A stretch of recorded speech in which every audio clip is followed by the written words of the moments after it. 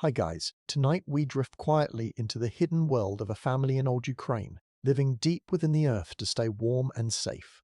The sun is sinking low over the flat fields, the air is turning very cold, it feels like sharp ice against your cheeks. The wind is coming off the grass like a cold river, finding every tiny gap in your wool clothes. You can hear the dry, dead grass snapping under your heavy boots as you walk. So before you get comfortable, take a moment to like the video and subscribe. But only if you genuinely enjoy what I do here, and if you want to let me know where you are listening from, and what time it is where you are. I always love seeing those little snapshots of the world. Now, dim the lights, and let the story begin. You are standing on a long sloping hill in the year 1560. The land around you is wide and open. In every direction, the tall grass of the steppe stretches out like a golden sea. But today, the gold has turned to a dull, dusty brown. The sky above you is not the bright blue of a summer afternoon. Instead, it is a heavy, pressing grey. The clouds look like big, wet blankets of wool, hanging low enough to touch the tops of the distant trees. You take a deep breath, and the air feels thin and sharp in your nose. It is the kind of cold that makes your teeth ache if you smile too wide. You reach up and pull the collar of your kodjuk higher. This is your big sheepskin coat. It is heavy and smells of old wool and wood smoke. The leather on the outside is tough, but the inside is lined with thick, curly sheep's hair that traps the warmth of your body. It is your best friend in this weather. Without it, the wind would peel the heat right off your bones. You look down at your feet. Your boots are made of thick, dark leather, tied tightly with leather strings around your ankles. They are muddy from the walk, and the mud is already starting to freeze into hard, grey crusts. Every time you move, you hear the crunch of the frozen ground. The earth is becoming as hard as stone. This is because the world is changing. During this time in history, the earth began to get much colder. People today call it the Little Ice Age. Back then, you did not have a name for it. You only knew that the winters were getting longer, the snow was getting deeper, and the ice was staying on the rivers well into the months when the flowers should be blooming. You turn your head to look back at the village in the valley. You see the small houses made of logs and thatch. Thatch is just dried straw used for a roof. In the old days, those houses were enough. They kept the rain off your head and held the heat of a small fire. But now, as the great cold moves in, those houses feel like bird cages. The wind whistles through the gaps in the logs. The frost grows thick on the inside of the walls. To stay warm in a house like that, you have to burn wood all day and all night. And that is the problem. Smoke is a signal. You look toward the south, where the land meets the horizon. Out there, across the flat plains, are the raiders. They are called the Tatars. They move fast on small, tough horses. When they see a plume of white smoke rising into the clear winter sky, they know exactly where a family is hiding.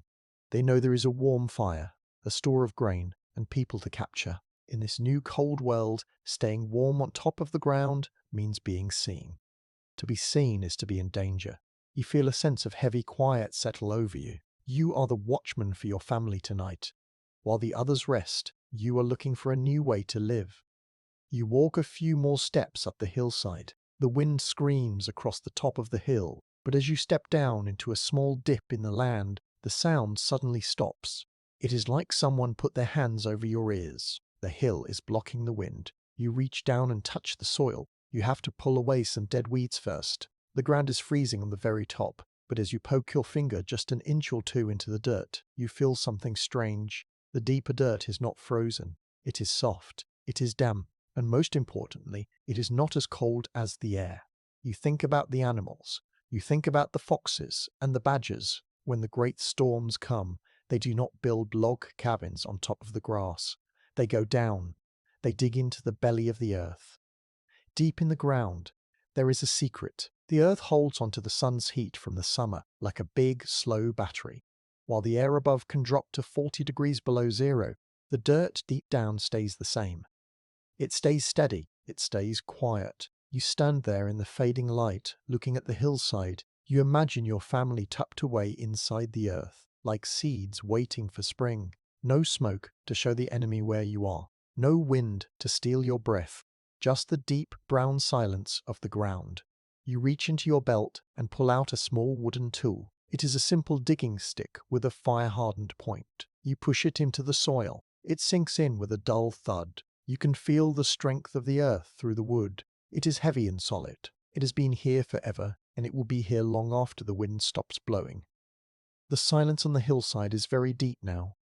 The birds have all flown away or hidden themselves in the thickets. There is no sound of insects, no sound of water, just the thumping of your own heart and the distant, lonely moan of the wind high above the valley. You realize that to survive this night shift of history, this long cold era, you must change. You cannot fight the cold by building bigger fires. You must live with the earth, not on it. You look at the spot where the slope is steepest. That is where you will start. You will dig a hole that is not just a hole, it will be a masterpiece. It will be 1.5 meters deep. It will be 1.5 meters deep. At that depth, you will be below the frost but above the wet mud of the groundwater. You will be in the sweet spot of the earth's warmth.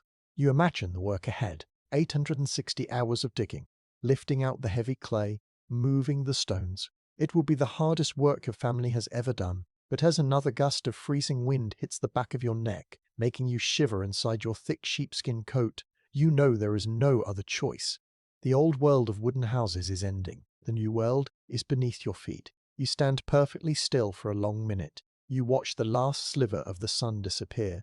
The sky turns a deep, bruised purple. The stars begin to poke through the clouds, looking like tiny chips of ice. You are alone on the hill, but you do not feel lonely. You feel a strange sense of peace. You have a plan, you have the earth, and soon you will have a home that the wind can never find. You turn and begin the walk back down toward the village.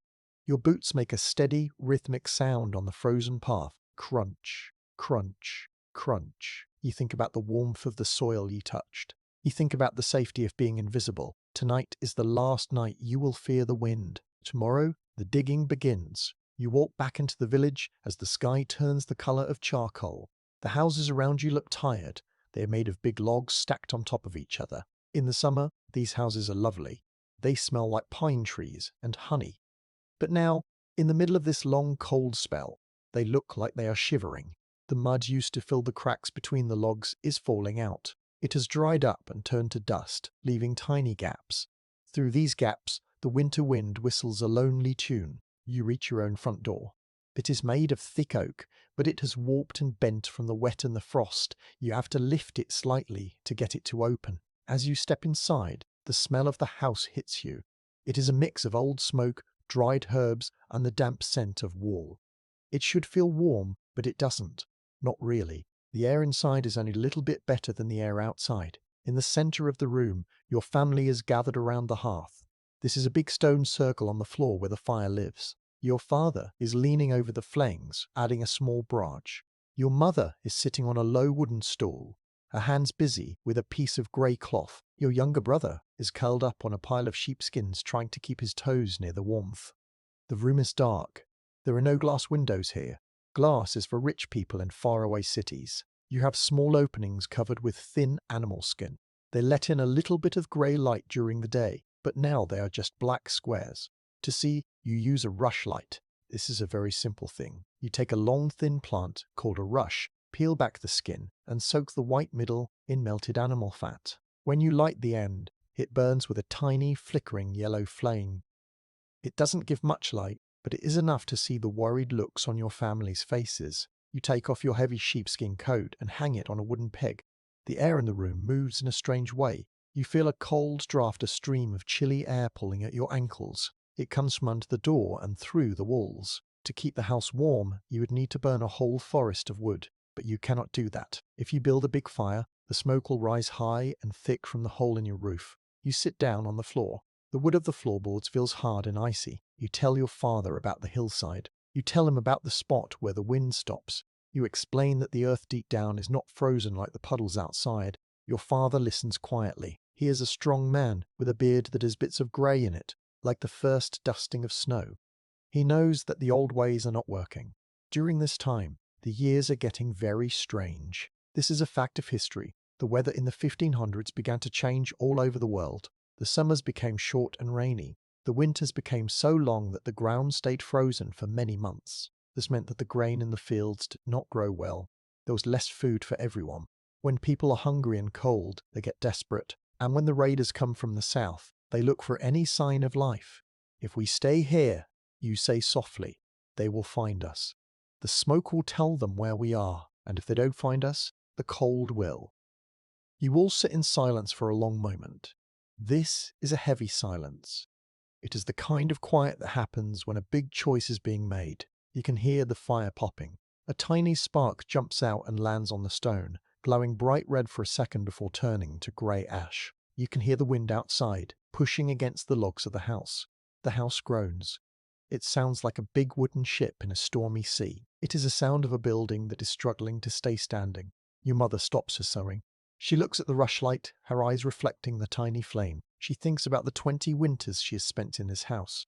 She thinks about the carvings on the door and the garden she plants every spring. But then she looks at your younger brother, who is shivering in his sleep even under the heavy skins. She knows you are right. The earth is a mother, she says in a low voice. She keeps the seeds warm all winter. Maybe she will keep us warm too. Your father nods. He reaches out and touches the soil you brought back in the pocket of your coat. He rubs it between his thumb and finger. It is thick, dark clay. It is the bones of the land. It is strong. It is steady. Unlike the wood of the house, the earth does not rot easily. It does not catch fire. It does not let the wind through. You begin to talk about the plan. You will not just dig a hole and crawl into it like an animal. You will build a proper home, but it will be a dugout. You will use the hillside as your back wall. You will dig deep enough so that the ceiling is below the grass. To anyone walking on the hill, it will look like nothing but a mound of earth and weeds. You will be invisible. You talk about the work. You will need to move the grain from the barn. You will need to save every bit of dried meat and every sack of salt. You will need your tools, the heavy iron shovels and the wooden baskets for carrying the dirt. It will take weeks. You will have to work mostly at night or in the dim light of the morning so the neighbors don't see what you are doing. In this time, people are often afraid of new things. If they see you digging into the earth, they might think it is bad luck. But you know it is not luck. It is a way to survive. You feel a spark of excitement in your chest, even though you are tired. It is the feeling of a new start.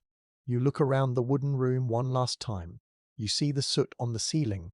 You see the frost creeping across the floorboards from the corners of the room. You realize that this house is a shell. It is a thin skin that the winter can bite right through. You reach for a small wooden bowl on the table. Inside is a bit of cold kosher. This is a thick porridge made from buckwheat. It is the food that keeps your people alive. It is heavy and filling. You eat a spoonful, and even though it is cold, it gives you a little bit of energy. You will need every bit of strength for tomorrow. The rushlight is burning low now. The flame is eating the last bit of fat near the metal holder. It flickers and jumps, casting long, dancing shadows on the log walls. The shadows look like tall trees or reaching hands. Then, with a tiny hiss, the light goes out. The room is plunged into total darkness. But for the first time in a long time, the dark does not feel scary. It feels like a blanket. It feels like the deep, safe dark of the home you are going to build. You listen to the steady breathing of your family. You listen to the heartbeat of the house. Tomorrow you will stop being people of the wind and the wood. Tomorrow you will become people of the earth. You lay your head down on a bundle of straw. The straw is dry and scratchy, and it smells of the late summer sun. You close your eyes and imagine the hill. You imagine the shovel sinking into the soil. You imagine the warmth waiting for you down there, hidden away from the ice and the fire of the raiders. You fall into a deep, dreamless sleep, while the winter wind continues to howl outside, unable to reach the fire in your mind. The morning comes slowly. It does not burst into the room with bright light. Instead, it creeps in like a grey ghost. You wake up on your bed of straw and feel the tip of your nose. It is very cold, almost like a piece of ice. You can see your own breath huffing out in front of you in little white clouds. Each puff of breath disappears into the shadows of the rafters. You know it is time. Today is the day you find the exact spot where your new life will begin. You get up quietly. You do not want to wake your brother yet. You pull on your boots. The leather is stiff from the cold, and you have to tug hard to get your heels in. You wrap your poyas around your waist. This is a long, colourful sash made of woven wool. It is not just to look nice. It is a very useful tool. It holds your heavy coat closed, keeps your back warm, and you can even use it to measure things. You tuck a small piece of dried apple into your cheek. It is chewy and tart, a little bit of summer flavour to help you face the frost. You pick up your measuring rod. It is a simple branch of ashwood, smoothed down until it is straight and clean. You have marked it with notches using a small knife. Each notch shows a handspan. You need this rod because building into the earth requires a very special kind of balance. If you do not dig deep enough, the frost will reach you and you will freeze just like you do in the log house. But if you dig too deep, you will hit the water that lives under the dirt. You do not want to live in a puddle. You need the dry middle. You step outside. The air hits you like a cold slap. The ground is covered in a thin, crunchy layer of hoarfrost. It looks like someone has sprinkled tiny diamonds over the dead grass. You walk toward the hill you found yesterday. The wind is still blowing, but it is a lazy wind today, just a low moan through the trees. You carry a heavy iron spade over your shoulder. The metal is so cold that if you touched it with your bare tongue, it would stick. You make sure to wear your thick mittens made of boiled wool. You reach the hillside. You are looking for a very specific place. You need a spot where the hill faces the sun, but is tucked away from the worst of the north wind. You walk back and forth, dragging your measuring rod behind you in the frost. You are looking at the way the land folds. You find a natural shelf in the earth. It is a place where the hill dips inwards slightly, like a giant chair made of dirt and grass. You stand in the center of this chair. You look at the ground. This is where the physics of the earth becomes your best friend. You know from the stories of the old ones that if you go down exactly 1.5 meters, something magic happens. At that depth, the temperature stays the same all year round. It stays at about 10 degrees.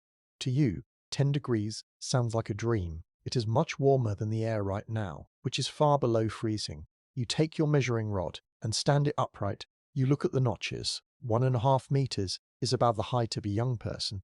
It is deep enough to hide a whole family, but shallow enough that you can still climb out easily. You use a small hand axe to cut a mark into the sod. Sod is the thick layer of grass and roots that lives on top of the soil.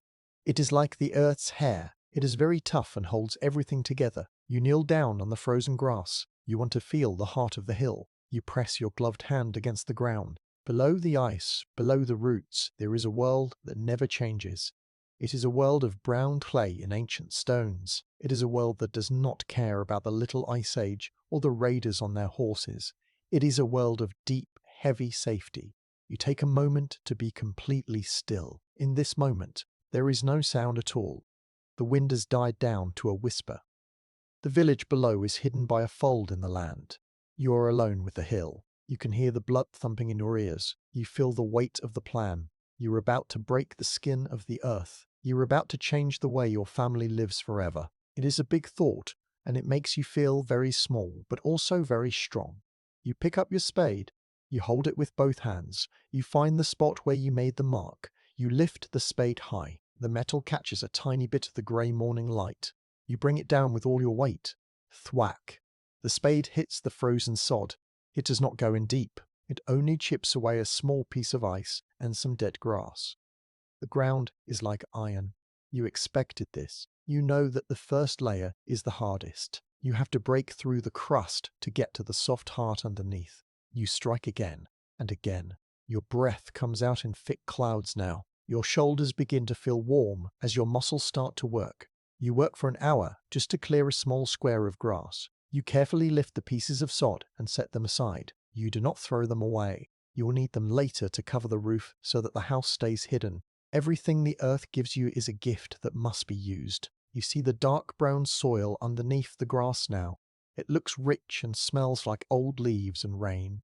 As you dig, you think about the math of the house. You are not just digging a hole, you are building a natural battery. The earth all around you will soak up the heat from your small fire and hold on to it.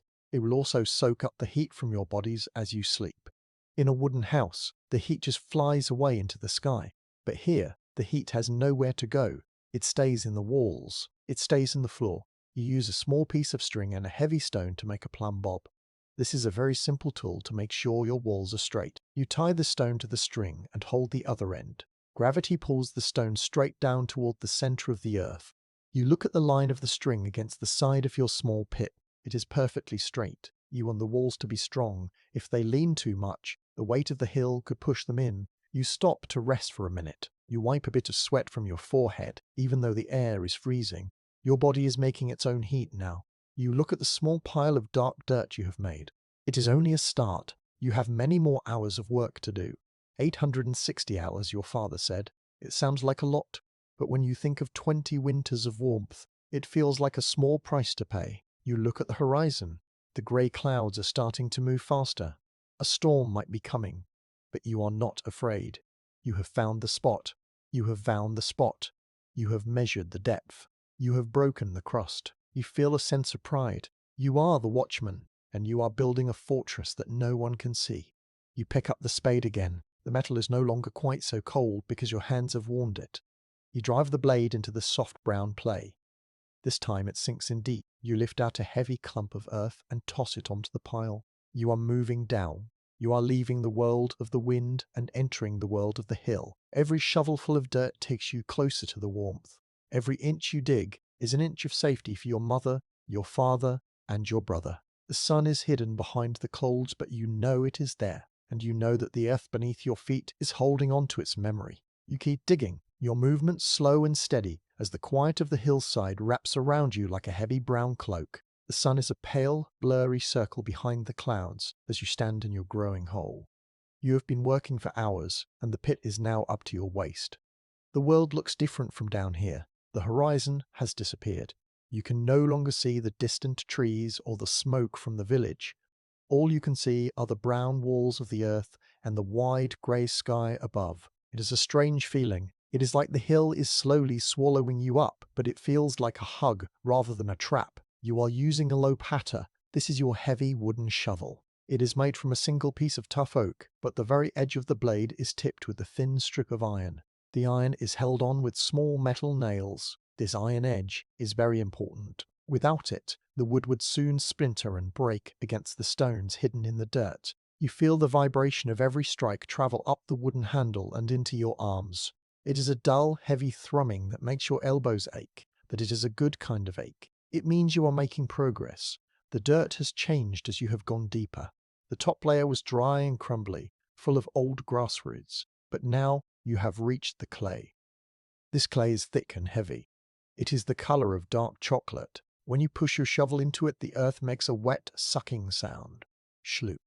It does not want to let go. You have to use your whole body, leaning back and using your legs to pry each cod of earth loose. You are not doing this alone anymore. Your father has joined you. He is using a heavy pickaxe to break up the larger chunks of soil while you scoop them out. To move the dirt, you use a koshel. This is a large, sturdy basket woven from willow branches. The branches are thick and have been dried so they are very strong. Your younger brother is at the top of the hole. You fill the basket and he pulls it up using a thick rope made of twisted hemp. You watch the basket go up. It swings back and forth, shedding tiny bits of wet mud. You hear your brother grunt as he hauls the weight. He carries the basket a few meters away and tips it out. He is careful to spread the dirt thin so it doesn't look like a big new mound from far away. Survival in this time is about being a master of disguise. If the hill looks like it has been disturbed, someone might come looking. So, you hide the bones of your home as you build it. The physical work is keeping you very warm. In fact, you have had to take off your big sheepskin coat. You are just in your linen shirt and your wool vest now. Steam is rising off your shoulders. It looks like a ghostly mist in the cold air. It is a funny thing to think about. You are working in the freezing cold, surrounded by ice, yet you are sweating. This is the first lesson of the dugout. The earth protects you from the wind, and your own hard work provides the heat. You stop for a moment to catch your breath. You lean your back against the cool, damp wall of the pit. You look at the layers of the earth. You can see stripes in the soil. There is a layer of grey sand, then a thick band of red clay, then a row of small, smooth river stones. Each stripe is a story of a time long ago, before there were people here at all. The earth is like a giant book, and you are digging through the pages. A historical fact about this time is the families often had to be their own builders, doctors, and guards. There were no shops to buy a house from. If you wanted to survive the night shift of the year, you had to know the land. You had to know which wood was best for a shovel and which clay would hold water. This knowledge was passed down from grandfathers to children, told in whispers by the fire. You are using that knowledge now. You are following an old pattern, a way of living that is as deep as the roots of the trees. You reach down and pick up one of the small stones. It is cold and perfectly round. You rub the mud off it with your thumb. It is a piece of flint.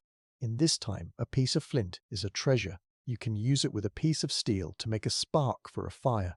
You tuck the stone into the small leather pouch at your belt. Even the rubbish of the earth is a gift if you know how to look at it. The silence in the pit is very heavy now. Because you are below the level of the ground, the wind cannot reach you. The air down here is still. You can hear your father's steady breathing and the distant caw of a lone crow flying over the hill. But mostly, there is just the sound of the earth. It is a low, humming silence. It feels like the hill is watching you, waiting to see if you are strong enough to finish what you started. You look up at the edge of the hole. Your brother's face appears at the top. He looks small against the big grey sky. He smiles at you, his face smudged with dark mud. He looks like a little forest spirit. He drops the rope back down, and the empty willow basket hits the floor of the pit with a soft thud. Again, he asks, his voice sounding thin and high in the open air. Again, you say. You begin to fill the basket once more, one shovel at a time. This is the secret to big tasks. You do not think about the 800 hours. You do not think about the thousands of baskets of dirt. You only think about this one shovel. You feel the weight of the clay. You feel the smooth wood of the handle. You listen to the sound of the iron edge biting into the ground. As you work, you notice that the air in the pit feels different than the air at the top. It is not exactly warm, but it's not sharp anymore. The biting edge of the frost has been blunted by the walls of the hole.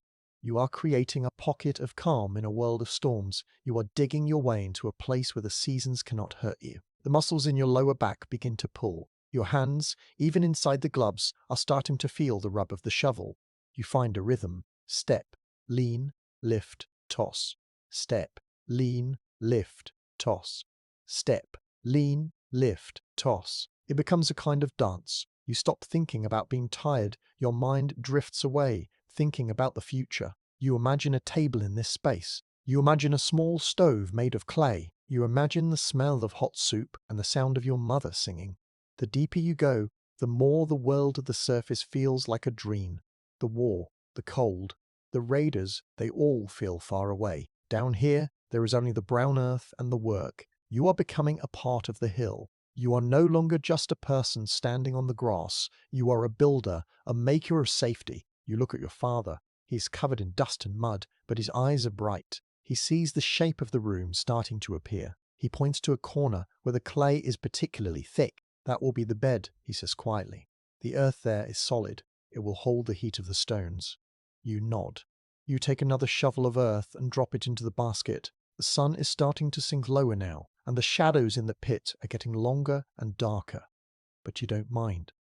The dark is where you are building your light. You keep digging, one basket at a time, as the quiet of the underground wraps itself around you like a heavy velvet blanket. You are tired, but you are also more awake than you have ever been. You are building a home with your own two hands, and the earth is helping you. You have been digging for many days now. Your hands are no longer soft. They have become rough and hard, with thick skin calluses forming on your palms and fingers.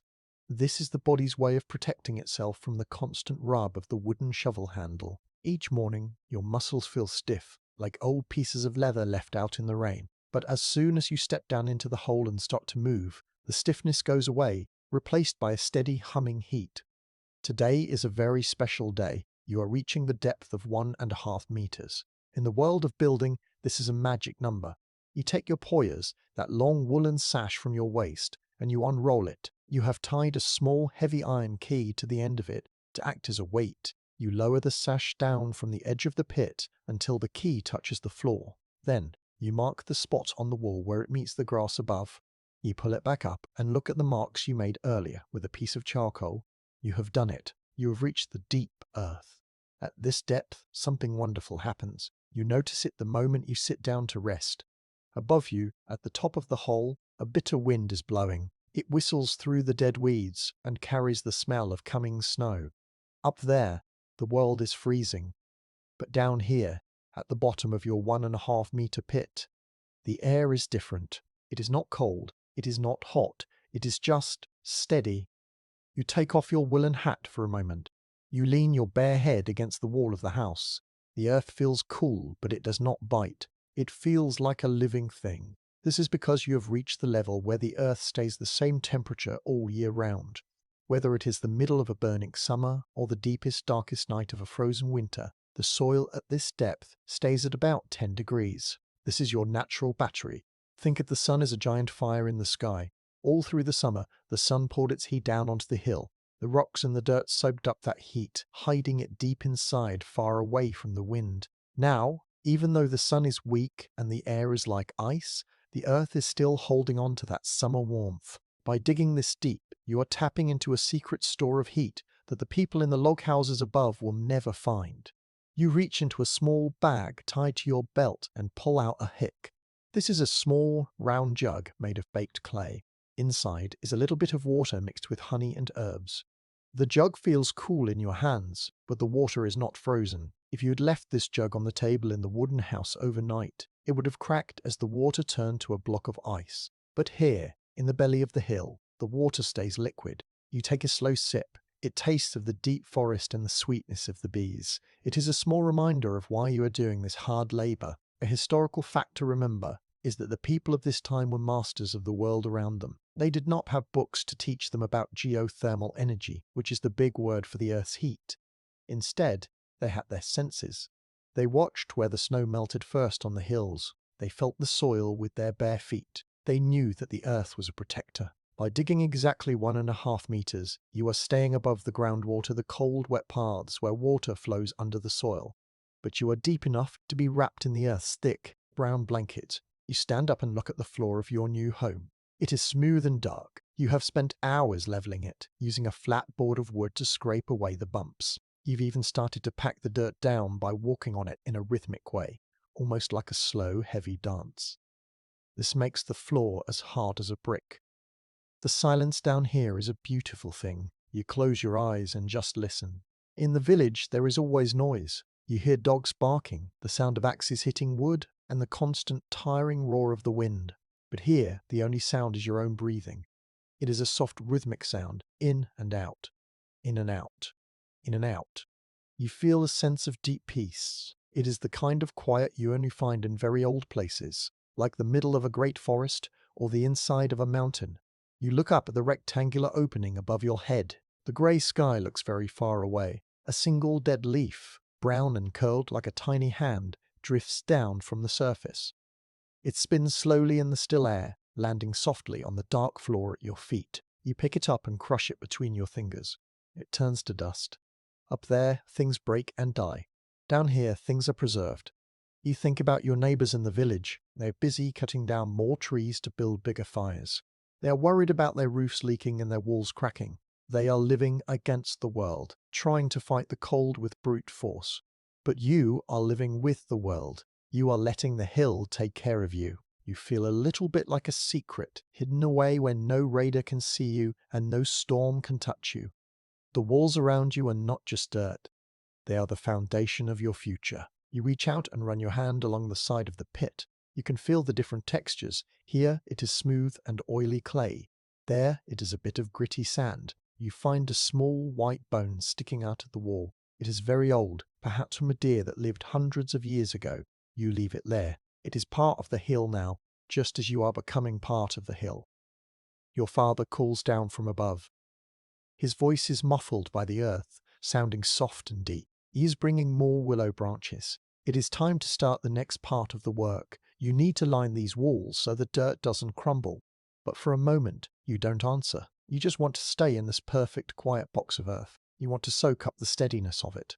You look at the way the light hits the floor. Because you are so deep, the light does not reach the corners.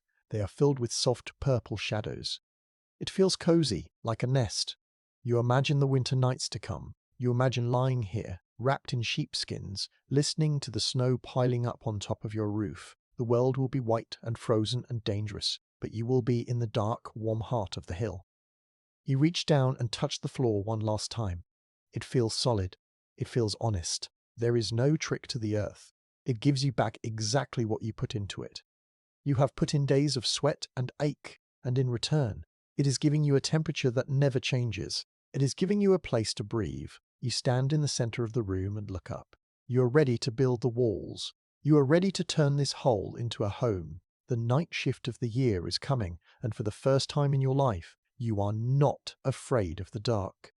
You are looking forward to it. You pick up your empty basket and toss the rope up to your brother. "Ready!" you shout, and your voice echoes softly against the clay. The work continues, but the feeling of the deep earth stays with you. It is a weight that doesn't feel heavy. It is a cold that feels like a promise of warmth. You are the watchman of the hill now, and you know exactly how deep you need to be to stay safe. The hole you have dug is now deep and quiet, but the walls are still just bare, dark clay. If you left them like this, the rain or the melting snow might make the earth crumble and slide down. You need to give your home a skeleton. You need to build walls that can breathe and bend, but never break. To do this, you turn to the trees that grow near the river at the bottom of the hill. You are looking for the willow. You walk down to the water's edge, where the reeds are stiff with frost.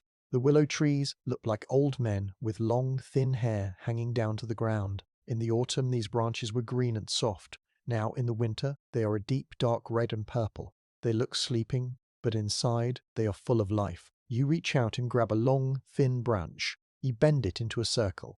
It does not snap. It does not crack. It simply curves. This is why you chose the willow. It is the bendiest wood in the forest. You carry a tool in your belt called a scythe. This is a small, curved knife with a very sharp edge. It looks like a little silver moon. In the summer, you use it to cut grain in the fields. But today, it is your wood-cutting tool. You reach high and pull a branch down, using the scythe to slice through the wood with one smooth pull. The cut is clean and smells slightly sweet, like wet bark and old sap. You gather a huge bundle of these branches, tying them together with a piece of rough string. You drag the bundle back up the hill to your dugout. It is heavy, and the branches whistle as they slide over the frozen grass. When you get back to the hole, your father is already there. He has been busy cutting thick stakes from a fallen oak tree. These stakes are as thick as your arm and as long as you are tall.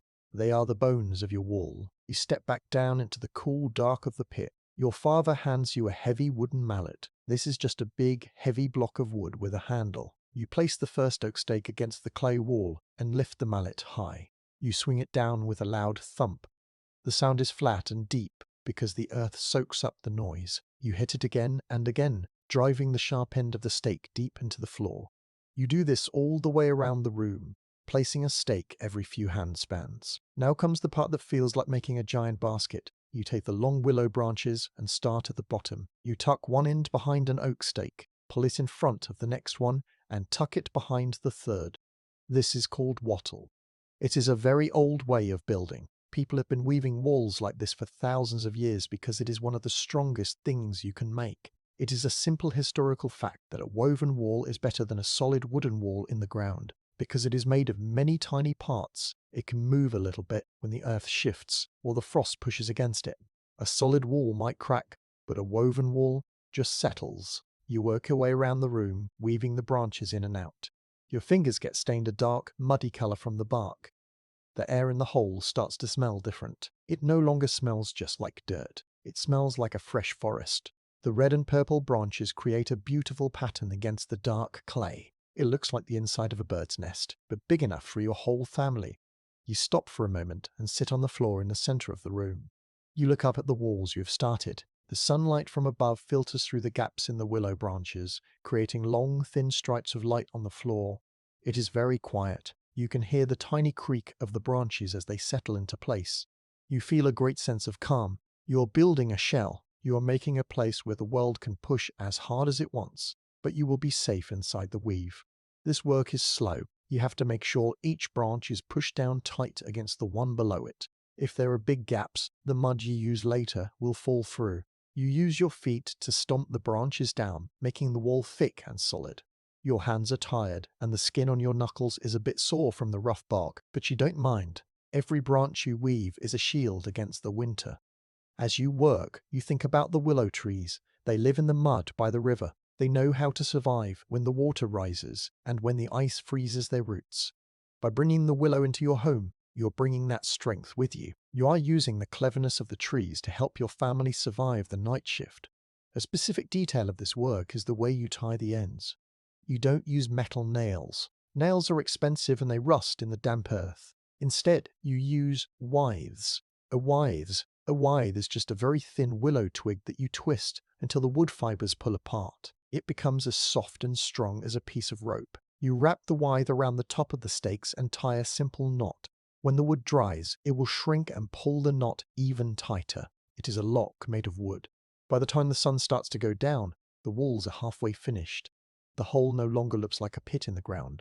It looks like a room. It has a shape. It has a soul. You run your hand over the woven branches. They feel bumpy and strong. You can feel the tension in the wood, the way it wants to spring back but is held in place by the other branches. This tension is what makes the house strong. You look up at your brother, who is peering over the edge of the hole. He looks excited. He sees that the home is becoming real. It drops down a small cloth bag. Inside is a piece of bread Palinastia. It is a simple, round loaf made of wheat and rye. It is hard on the outside but soft and grey on the inside. You break off a piece and chew it slowly. It tastes of the fields and the sun. It gives you the energy to weave just a few more branches before the light fades.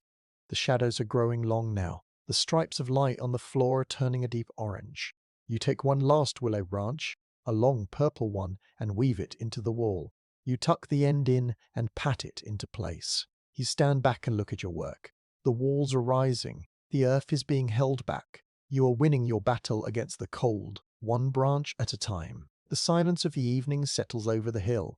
The birds have gone to sleep.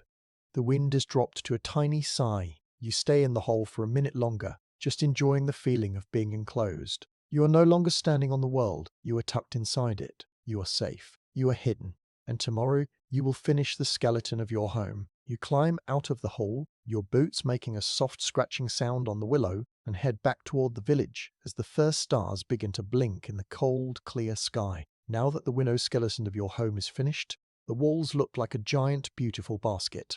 But a basket cannot keep out the biting wind. If you stayed like this, the cold air would simply whistle through the gaps between the branches. You need to seal the walls. You need to make them solid and thick. To do this, you must return to the earth. But this time, you are going to mix it with something else to make it stronger. You climb out of the hole and walk over to a flat area of ground near the hillside. Your father has already brought several large buckets of water from the half-frozen stream. Beside the water is a huge pile of yellow straw. This straw is what was left over after the summer harvest.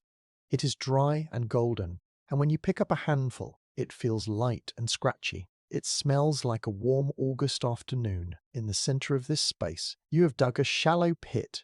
This is your mixing place. You begin by pouring several baskets of thick brown clay into the pit. This is the same clay you dug out of the hillside earlier. Then you add the straw. You don't just throw it in. You pull the straw apart with your hands so that the long yellow stalks spread out over the mud. Next comes the water. You pour it slowly, watching the dry clay drink it up. A historical fact about this work is that people all over the world have used this mixture for thousands of years. In English, it is often called daub. It is a very clever way to build because the clay and the straw work together. The clay is like the glue that holds everything in place, but clay on its own can crack when it dries. The straw is like the bones. The long, tough fibers of the straw hold the clay together so it stays strong and doesn't fall apart. It is one of the oldest and best building materials ever invented by humans. Now comes the part that is hard work, but also quite fun. You take off your boots and your woolen socks. You wrap your feet in on a chi.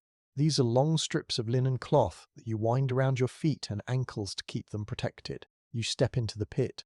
The mud is cold and it feels thick and squishy between your toes. You begin to walk. You move in a circle, lifting your knees high and stomping down into the mixture. Squelch. Plox. Squelch. You are the human version of a mixing machine. You have to keep walking until the straw and the clay are perfectly blended. Every time you step down, the straw gets pushed deep into the mud. You can feel the texture changing. At first it is lumpy and wet, but after an hour of walking, it becomes smooth and heavy, like thick bread dough. Your younger brother joins you. The two of you hold hands so you don't slip, and you march in time together. You tell stories to pass the time. You talk about the summer festivals and the taste of fresh honey. The movement of your bodies keeps you warm, even though your feet are in the cold mud. The smell of the pit is very strong now. It is the scent of wet earth and old summer grass. It is a clean, honest smell. When the mixture is ready, it is time to start daubing the walls. You take a large wooden bucket and fill it with the heavy mud.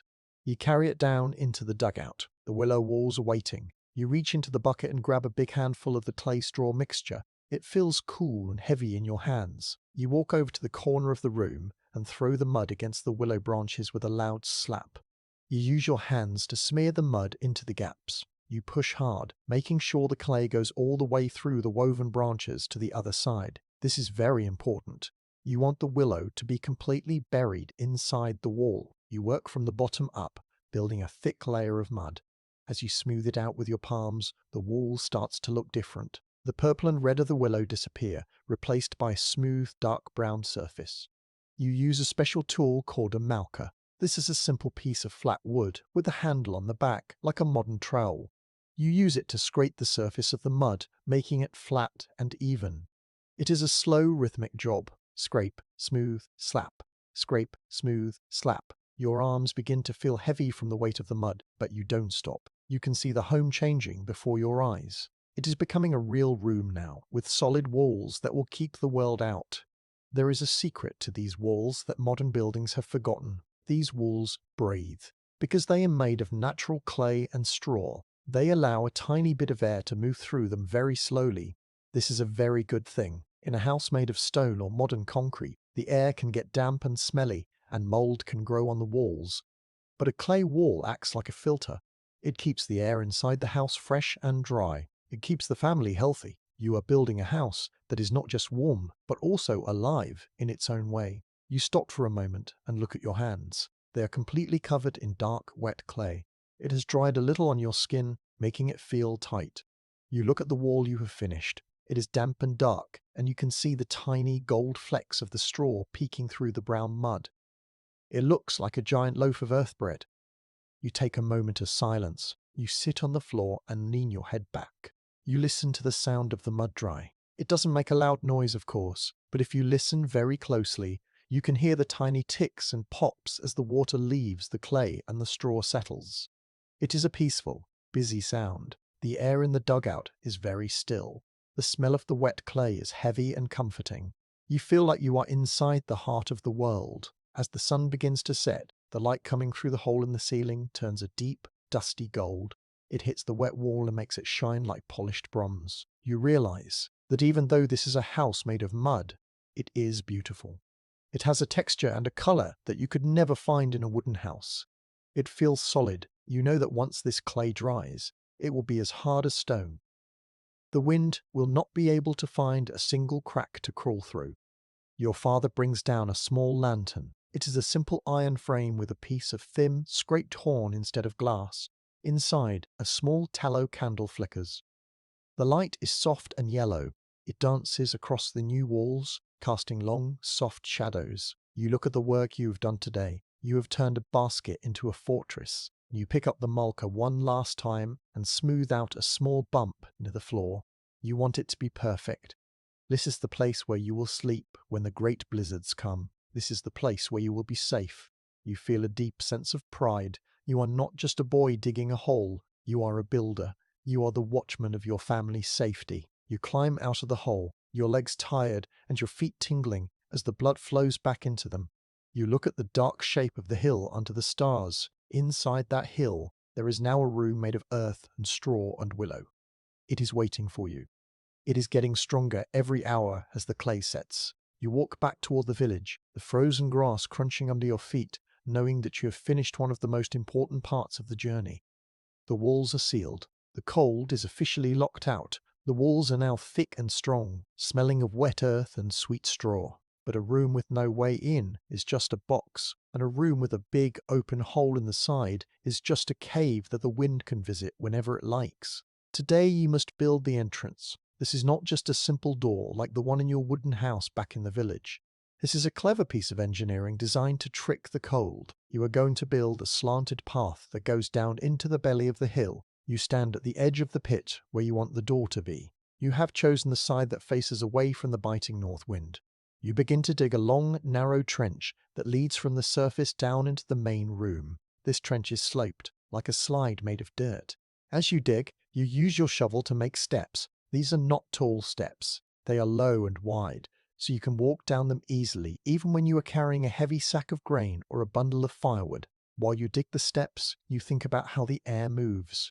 This is the secret of the cold trap. Cold air is heavy. It likes to sink and stay low to the ground. In a normal house, the cold air just walks right through the front door and spreads across the floor, freezing your toes. But in your dugout, the entrance starts high and goes down. To get inside, the cold air has to climb down the stairs, but you are going to build a small wall at the bottom of the stairs that the air cannot easily get over. This creates a pocket of still, heavy air in the tunnel that acts like a thick curtain, stopping the rest of the winter wind from getting into your warm living space. You reach into your tool bag and pull out a scoble. This is a draw knife. It is a long, sharp metal blade with a wooden handle at each end. You use it to shave the bark off the logs you are using for the door frame. You sit on a stump and pull the blade toward you. Shearer, shearer, shear, shearer. The dark bark curls away in long, thin ribbons, revealing the pale, creamy wood of the pine tree underneath. The wood feels sticky and smells like a fresh forest. This sap is the tree's own glue, and it helps protect the wood from the damp of the earth. A historical fact about these night shift homes is that they were often built to be invisible from a distance. If you stood 50 paces away, you wouldn't see a house at all. You would just see the curve of the hill. To make the door hidden, you are building it into a reveal. This means the entrance is tucked into a fold of the land. You will eventually cover the top of the tunnel with heavy logs and a thick layer of sod, that same grass you cut away at the very beginning. From the sky, it will look like nothing more than a rabbit hole. You begin to set the door frame. These are thick, heavy beams of oak that you have squared off with your axe. You have to be very careful to make sure they are true. This means they must be perfectly straight and level. Use your plumb bob again, the stone hanging on the string, to check the vertical lines. You want the door to swing easily without scraping on the floor. If the door sticks, it might leave a gap, and the gap is an invitation for the frost to come inside. To make the door itself, you use thick planks of wood. You don't have many metal nails, so you use nagels. These are wooden pegs made of very hard wood like hawthorn. You drill a hole through the planks and the cross pieces, then you drive the peg in with your mallet. Once the peg is in, you pour a little bit of water on it. This makes the wood swell up, locking the door together so tightly that it feels like one solid piece of timber. This door is heavy and strong. It feels like the gate to a castle, even though it is small and hidden under the grass. You take a moment of reflection. You stand at the bottom of the new stairs and look up toward the sky. The tunnel is dark, but at the end, the rectangular opening shows a slice of the grey, winter world. You can see the tops of the dead grass whipping back and forth in the wind. You can hear the distant, lonely whistle of the air. But down here, standing on your new steps, the air is perfectly still. You reach out and touch the oak frame. It feels solid and cold, a shield between your family and the wild world outside. The silence in the tunnel is different from the silence in the main room. It is a waiting silence, a buffer between the loud wind and the quiet home. You decide to add a small detail to the door. You take a small, sharp knife and carve a simple pattern into the wood. It is a sun wheel, a circle with 6 spokes. This is an old symbol your grandfather taught you. It is meant to bring light and protection to the house. As you carve, the wood curls away in tiny, sweet-smelling chips. It is a quiet, peaceful task. You are not just building a machine for survival. You are making a home. You want it to be beautiful, even if only you and your family will ever see it. The hinges for the door are made of thick, tough leather. You use the skin of an old bull, cured until it is as hard as a board, but still flexible. You nail the lever to the door and the frame using your few precious iron nails. When you push the door, it doesn't creak or groan. It moves with a soft, muffled sound, the sound of leather rubbing on wood. It fits perfectly into the frame, sealing the tunnel shut. You walk up the steps and come out into the cold air. The wind immediately bites at your ears and makes your eyes water. You turn around and look at the entrance. Because of the slope and the way you have tucked it into the hillside, it is almost impossible to see. You have used the physics of the land to hide your life. You feel a sense of cleverness. You are the watchman, and you have built a path that only your friends can follow, and that the cold can never truly navigate. As the sun begins to drop behind the horizon, turning the sky a dusty pink, you carry the last of the rubbish, the wood chips, and the extra dirt away from the entrance. You don't want anything to give away the secret. You look at the hill one last time before heading back to the village for the night. The door is closed. The steps are ready. The cold trap is set. You're one step closer to moving your family into the safety of the earth. You walk away with a light heart, the sound of the wind no longer feeling like a threat, but like a song you can simply choose not to hear. The stars are starting to appear now, sharp and bright like the points of needles. You pull your sheepskin coat tighter around you. The walk back to the village is long, but you don't mind. Your mind is full of the image of that heavy oak door and the quiet, still air behind it. Tomorrow, you will work on the roof, the final piece of the puzzle. But for tonight, you are satisfied. You have built a way in that keeps the winter out. You are standing on top of your home now. It is a strange feeling. Usually, when you stand on a roof, you are high above the world, looking down at the treetops. But here, on the hillside, your roof is level with the grass. If you take a step back, you are just standing on the hill. If you take a step forward, you are standing over the heads of your family. The earth is beneath your boots, but below that earth are the heavy oak beams you placed yesterday. You have covered the beams with layers of beresta. This is birch bark. You peeled it from the trees in the valley during the late summer. It is thin, like paper, but it is as tough as leather, and it never rots. It acts like a waterproof skin, keeping the damp soil from touching the wooden beams of your ceiling. But a house without a hole in the roof is a dangerous thing. To stay warm, you need a fire, and where there is fire, there is smoke. If the smoke has nowhere to go, it will fill the room and sting your eyes and make it hard to breathe. You need a chimney, but not a chimney like the big stone ones you might see in a king's castle. You need something much more clever. You need a vent that lets the smoke out but does not let the heat escape or the rain fall in. You kneel down in the center of the roof. You have left a square gap between two of the largest pine logs. This is where your vent will live. To build it, you use a hollowed out log of alder wood. Alder is a good wood for this because it does not mind being damp. You have spent hours using a long, thin chisel to scrape out the middle of the log until it is like a wooden pipe. It is smooth on the inside and rough on the outside. You place the log into the gap, but you do not put it straight up and down. If you did that, the cold winter wind would blow right down the pipe and put out your fire. Instead, you offset the vent. This means you lean it at an angle, like a person leaning back in a chair. You build a small box of stones around the bottom of the log inside the room, and another box of stones on top of the roof. This creates a path for the air that is shaped like a zigzag. A historical fact about this night shift life is that these people understood physics, even if they didn't use that big word. They knew about the stack effect. This is a very simple thing. Warm air is lighter than cold air. Because it is light, it wants to float up, just like a piece of wood floats on water. Inside your dugout, the air near the fire will be very warm. It will want to rise. As it rises, it will push its way into your slanted wooden vent. Because the air is moving up, it creates a tiny bit of suction. It pulls the smoke with it, dragging it out of the room and into the sky.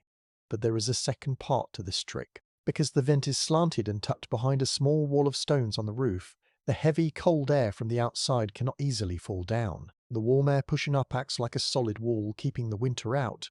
It is an invisible door made of nothing but heat and movement. It is a masterpiece of clever thinking made from nothing but a hollow log and some rocks. You reach for your lapper. This is a small, flat tool made of smoothed apple wood. You use it to spread a thick layer of clay around the base of the wooden vent. You want to make sure there are no gaps. You want the vent to be airtight everywhere except for the hole in the middle. The clay is cold and sticky. It gets under your fingernails and makes your skin feel tight as it dries in the wind. You smooth the clay over and over, making it look like a little hill around the pipe. As you work, the wind picks up. It makes a low, whistling sound as it passes over the top of the hollow log. Hoo-shoo! It sounds like the hill is breathing. You stop for a moment and just listen. You are alone on the roof. The village is hidden in the mist below.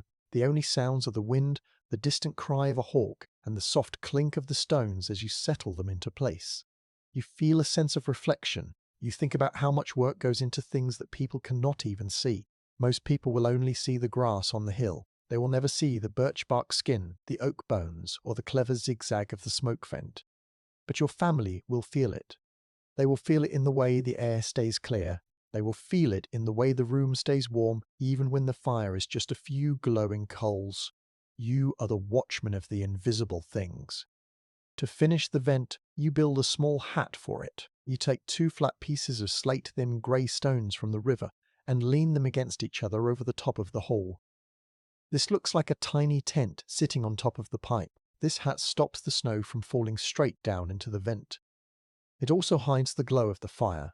At night, a bright orange glow coming out of the ground would be a signal to the raiders. But with the stone hat, the smoke is broken up. It comes out in thin grey wisps that disappear into the mist before anyone can see them. You take a handful of dried grass and moss and stuff it into the cracks between the stones. This acts like a filter. It keeps the bugs out and makes the structure even stronger. The moss is soft and feels like velvet. It is a deep, dark green, almost black in the fading light. You know that once the spring comes, this moss will grow and cover the stones completely. Your vent will look like a natural pile of rocks, just another part of the wild hillside. You stand up and wipe your muddy hands on your trousers. Your back is sore from leaning over, and your knees are cold from the damp ground. But as you look at the vent, you feel a deep satisfaction. You have mastered the air. You have given your home a way to breathe. You walk to the edge of the roof and look down the sloped entrance you built yesterday. You can see the dark opening waiting for you. You decide to test the vent. You haven't moved in yet, but you have a small bundle of dry twigs. You go down the steps into the quiet, still air of the main room. It feels very different in here now that the roof is on. It is very dark, but it feels safe. It feels like being inside a big, warm walnut. You go to the spot on the floor where the fire will be. You light a small bunch of twigs. At first, the smoke curls around the room, making you cough.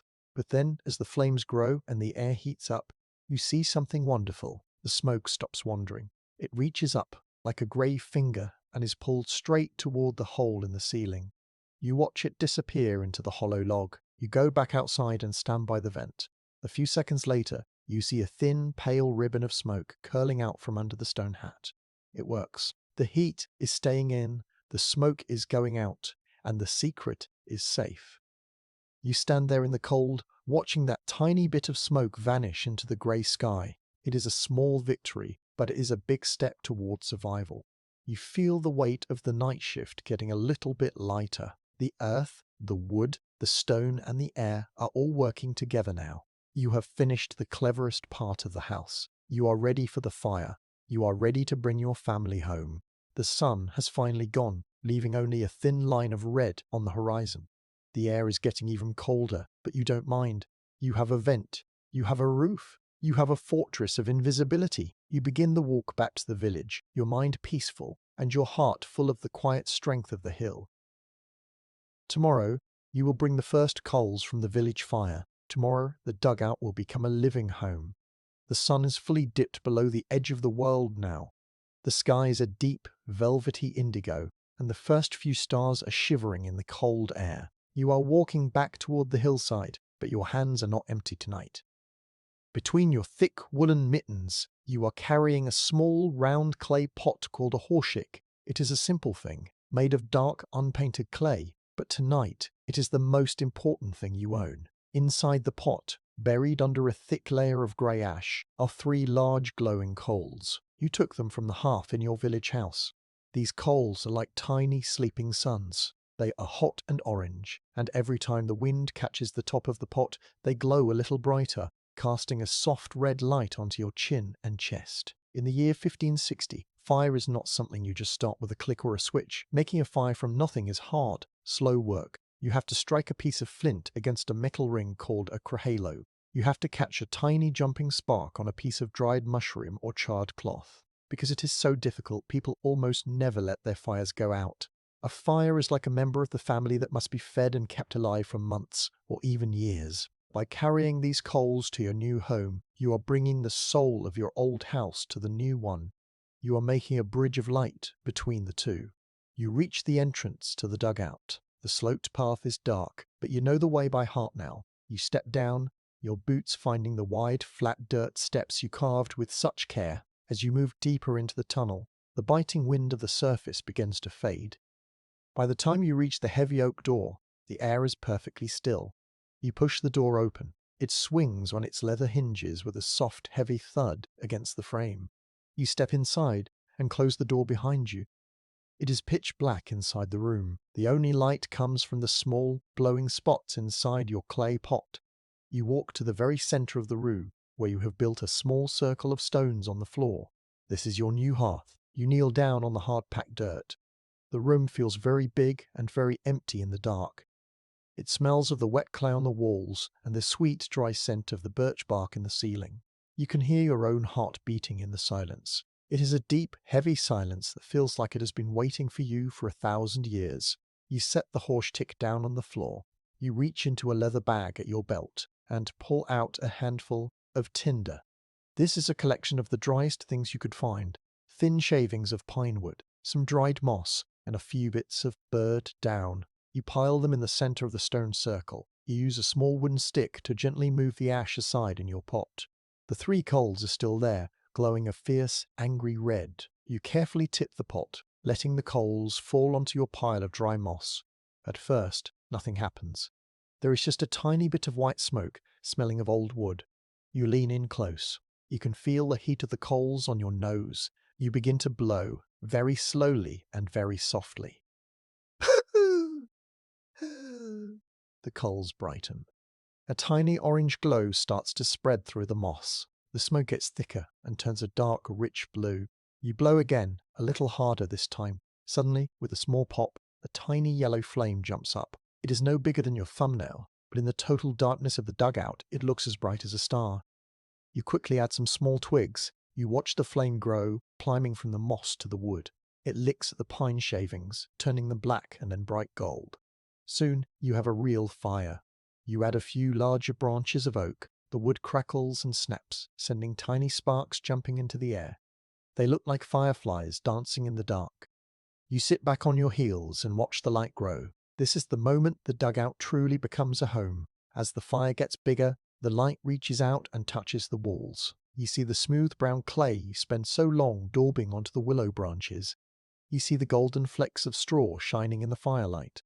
The shadows in the corners are soft and dancing. The ceiling with its heavy oak beams and birch bark lining looks strong and protective. The room no longer feels like a hole in the dirt. It feels like a palace of the earth. You reach out and touch the wall near the floor. At first, the clay is cool. But as you wait, you start to feel something wonderful. The clay is soaking up the heat from the fire. This is the simple secret of your home. In a wooden house, the heat hits the wall and then just leaks out through the cracks. But here, the thick clay and the meters of soil behind it act like a giant sponge for heat. The walls will get warm and stay warm. Even after the fire goes out for the night, the walls will keep breathing that heat back into the room, keeping you safe until the morning. You take a moment of reflection. You look at the way the smoke rises in a straight, thin line toward the ceiling. You see it find the hole and vanish into the hollow log vent you built. It works perfectly. There is no smoke stinging your eyes. There is no cold draft pulling at your hair. There is just the warmth and the light. You think about your family. Tomorrow you will bring them here. You will bring the blankets and the cooking pots and the bags of grain. You will show your brother how to sit by the fire without shivering. You feel a great weight lift off your shoulders. You have done it. You have built a place where the winter cannot follow. The fire is burning steady now. The oak branches have turned into glowing logs that will last for hours. You reach into your bag and pull out a small piece of dried meat, a bit of salted pork. You hold it near the flames on the end of a sharpened stick. The fat begins to sizzle and drip into the fire, making a wonderful salty smell fill the room. This is your first meal in your new home. It is simple, and the meat is tough, but to you it tastes better than a feast in a king's hall. You are eating the food of a survivor. As you eat, you look at the floor. You notice a small beetle crawling across the dirt near the edge of the light. It is a tiny, shiny black thing. It seems very busy, moving its little legs toward the warmth of the hearth. You smile. Even the tiny creatures of the hill know that this is a good place to be. You are all guests of the earth tonight. The silence of the hill is all around you, but it no longer feels lonely. The fire is your companion. Its soft clicking and popping are the only sounds in the world. You feel a deep sense of peace. You are the watchman, and your watch is becoming easier. The night shift of the year is still outside, with its ice and its wind and its hungry raiders. But they feel 1,000 miles away. You are wrapped in 3 meters of hill. You are hidden in the dark. You are warm You lay down on the floor for a moment just to see how it feels. The dirt is hard but smooth. You look up at the ceiling. The firelight makes the birch bark look like silver. You imagine the snow falling outside. You imagine it piling up higher and higher on top of your roof, making the blanket of the earth even thicker. The more it snows, the warmer you will be. It is a funny thought, and it makes you feel very clever.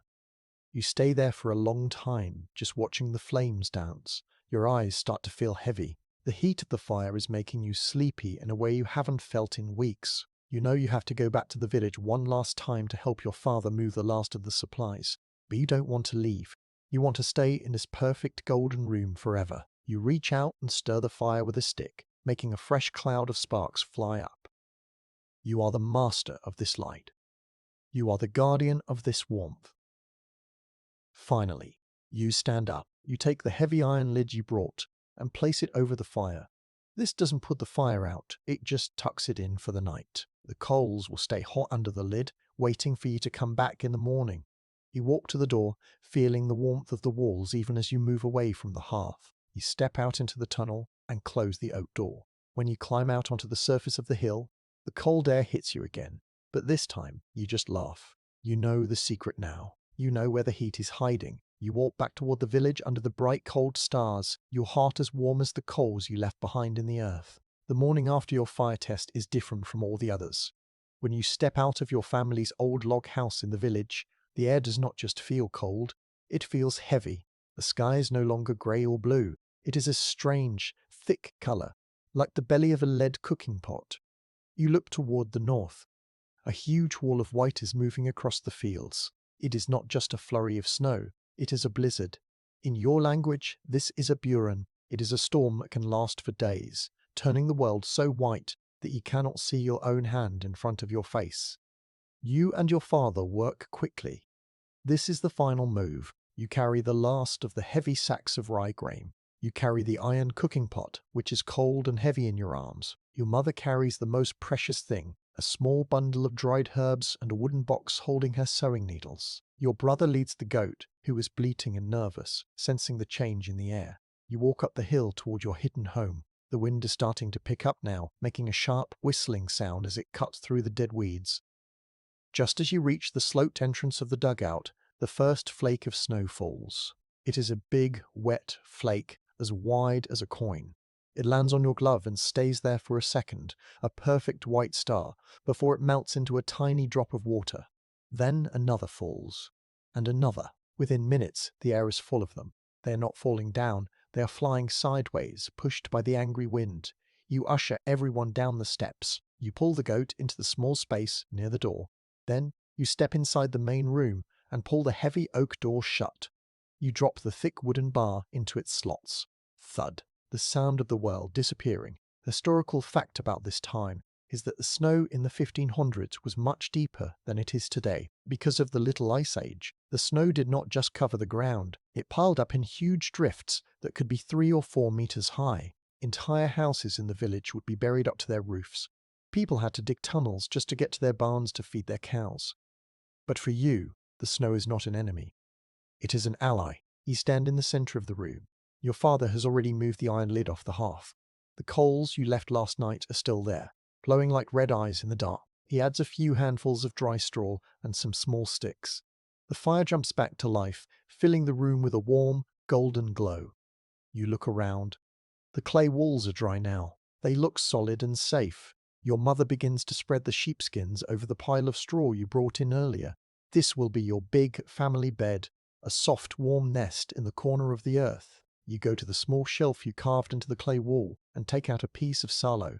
This is a very important food for the night shift of history. It is cured pork fat, white and thick, salted and rubbed with a little bit of garlic. To a person today, it might just look like fat, but to you, it is pure energy. It is what keeps your blood moving when the world turns to ice. You take a sharp knife and cut a thin, translucent slice. You lay it on a piece of dark rye bread. You take a bite. The salt hits your tongue first, then the rich, creamy flavor of the fat. It is heavy and filling. As you chew, you hear a sound from above. It is a soft, muffled, hissing sound. It is the sound of the snow hitting your roof. It doesn't sound like it does in the log house where the snow rattles against the wood.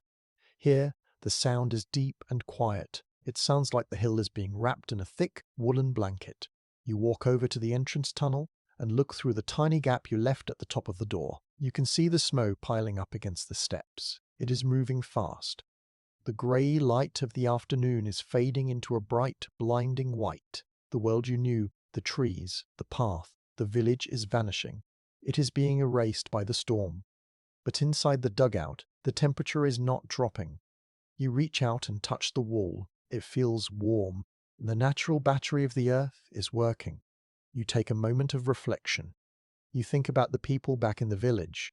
Right now, they're probably shivering. They're probably huddled around their fires, watching the wind blow the heat right up their chimneys. They're worried about their roofs breaking under the weight of the snow. But you're under the snow.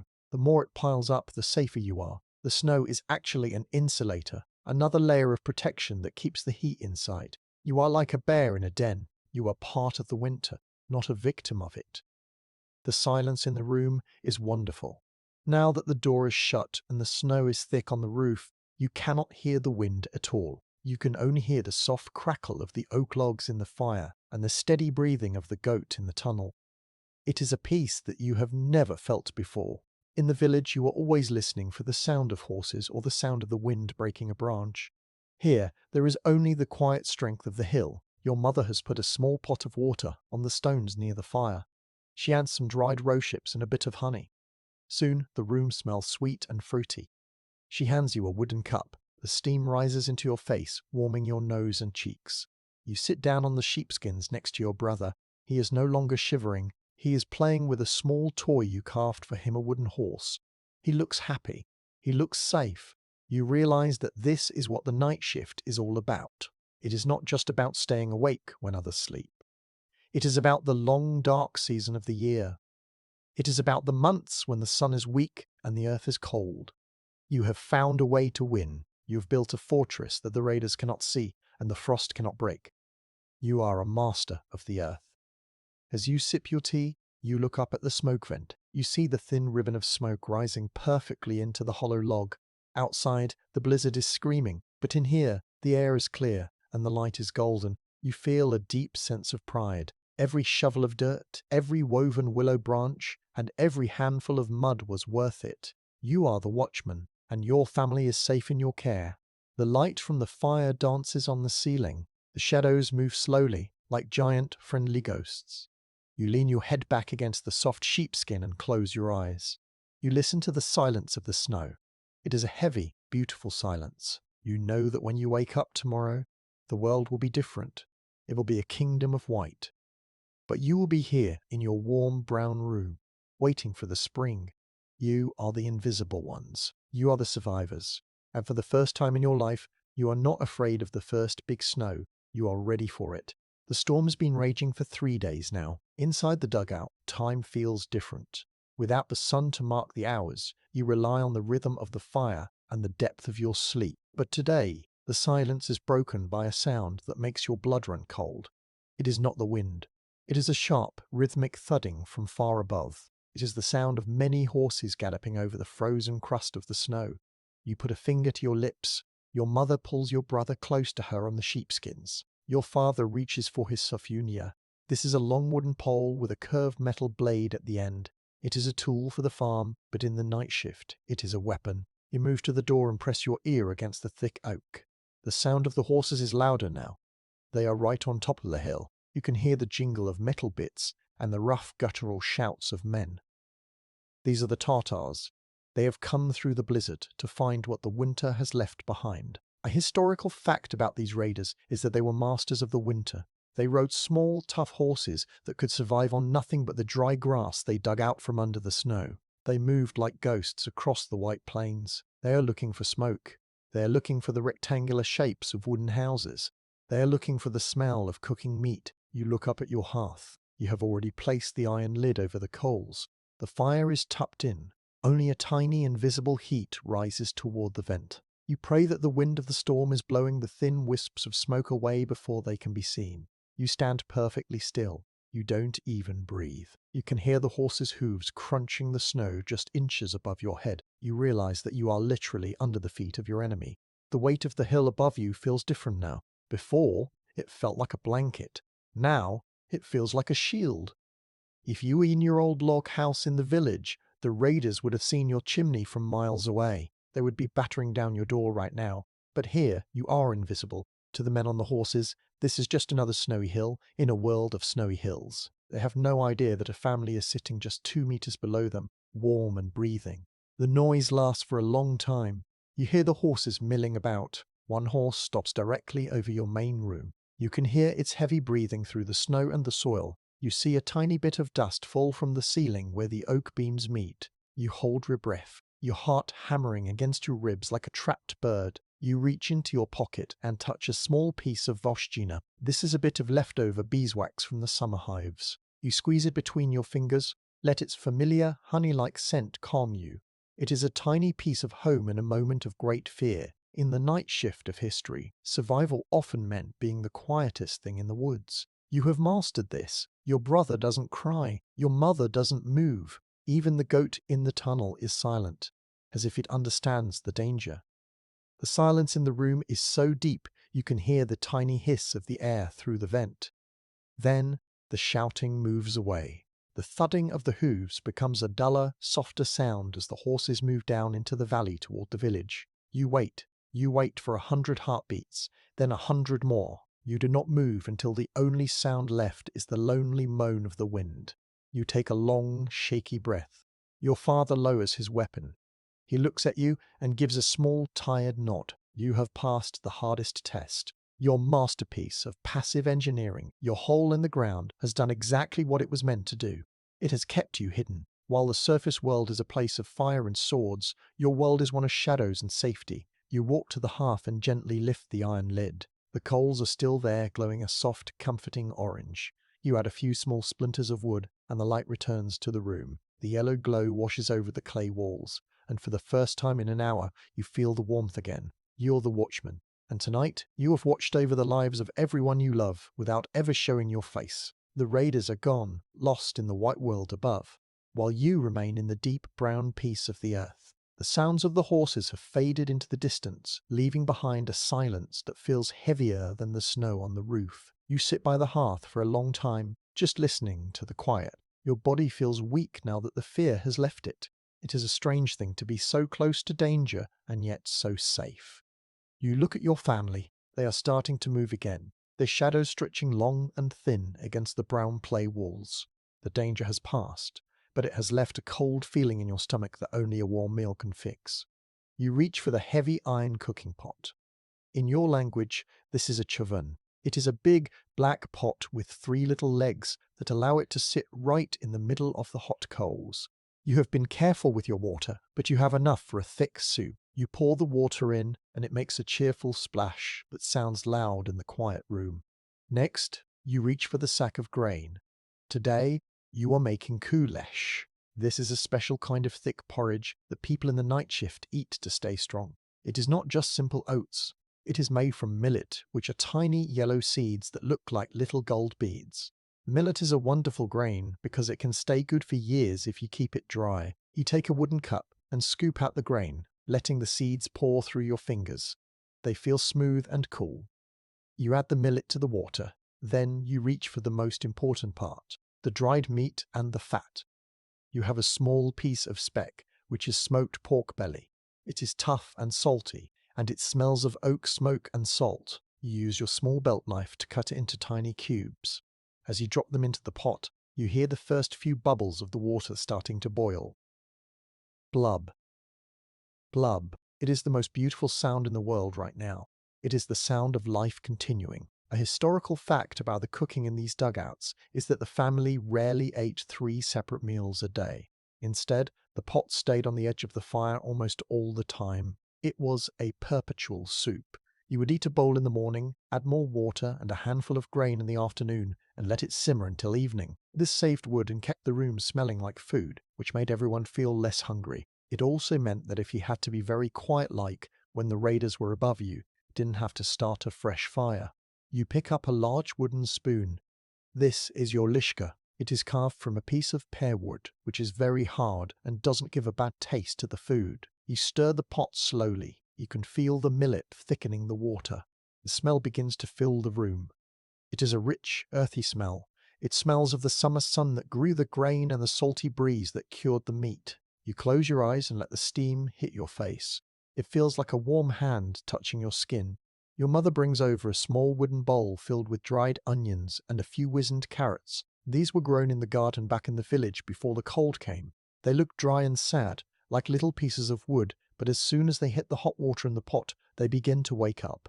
They turn bright orange and yellow again. You add a pinch of grey salt that you keep in a small leather pouch. Salt is expensive. It comes from the big salt mines, far to the west, so you use only a tiny bit, just enough to make the flavours dance. The room is getting warmer now. The fire is burning bright, and the clay walls are doing their job, reflecting the heat back toward you. You look at the micro-history of your meal. Each person in the family has their own spoon, and you all eat from the same big pot. There are no individual plates here. Eating from one pot is a sign that you are a single unit, one body working together to survive the winter. It is a way of saying that no one goes hungry while there is food in the pot. You take a moment of reflection. You watch the steam rise from the chavoon. It doesn't just go up, it twists and turns in the air, caught in the tiny currents of the room. You watch it find its way to the smoke vent in the ceiling. You think about how lucky you are. Somewhere out there, the raiders are probably cold. They are sitting in the wind, eating cold, dried meat and shivering. But you are here, in the heart of the hill, with a hot fire and a pot of bubbling grain. You have outsmarted the world. You have turned a hole in the dirt into a kitchen of the gods. The millet is soft now. It has soaked up all the water and the fat from the pork. It looks like a thick, golden clouds. You lift the pot off the coals, using a pair of iron tongs. You set it on a flat stone in the middle of the floor. Your family gathers around. No one speaks. The only sound is the soft clink of the wooden spoons against the iron. The first bite is very hot. It burns your tongue a little, but you don't mind. The flavour is deep and satisfying. It tastes of smoke and salt and the sweet, nutty heart of the grain. You can feel the warmth of the food moving down your throat and into your chest. It feels like you are eating the sun. Your brother smiles, his face glowing in the firelight. He has a little bit of yellow porridge on his chin. Your father looks at you and nods. He doesn't say, "Thank you," because that isn't the way of your people. Instead, he reaches out and puts a hand on your shoulder. His hand is heavy and warm. The silence of the meal is a good silence.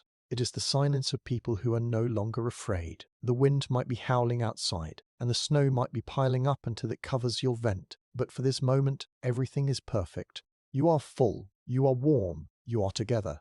As you finish the last of the kulesh, you scrape the bottom of the pot with your spoon. You don't want to waste a single grain. You then take a piece of dry bread and wipe the inside of the pot until the iron is clean. This is your dessert. The bread is soaked in the salty fat and the juice of the onions. It is the best part. You sit back against the clay wall. The wall feels solid and honest. You look at the fire, which is now just a pile of glowing orange coals. You feel a sense of deep peace.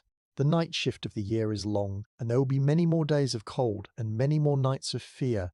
But you know now that you can handle it. You have the hill, you have the fire, and you have the grain. You watch the last of the steam vanish into the shadows of the ceiling. The room is quiet again, but it is a happy quiet.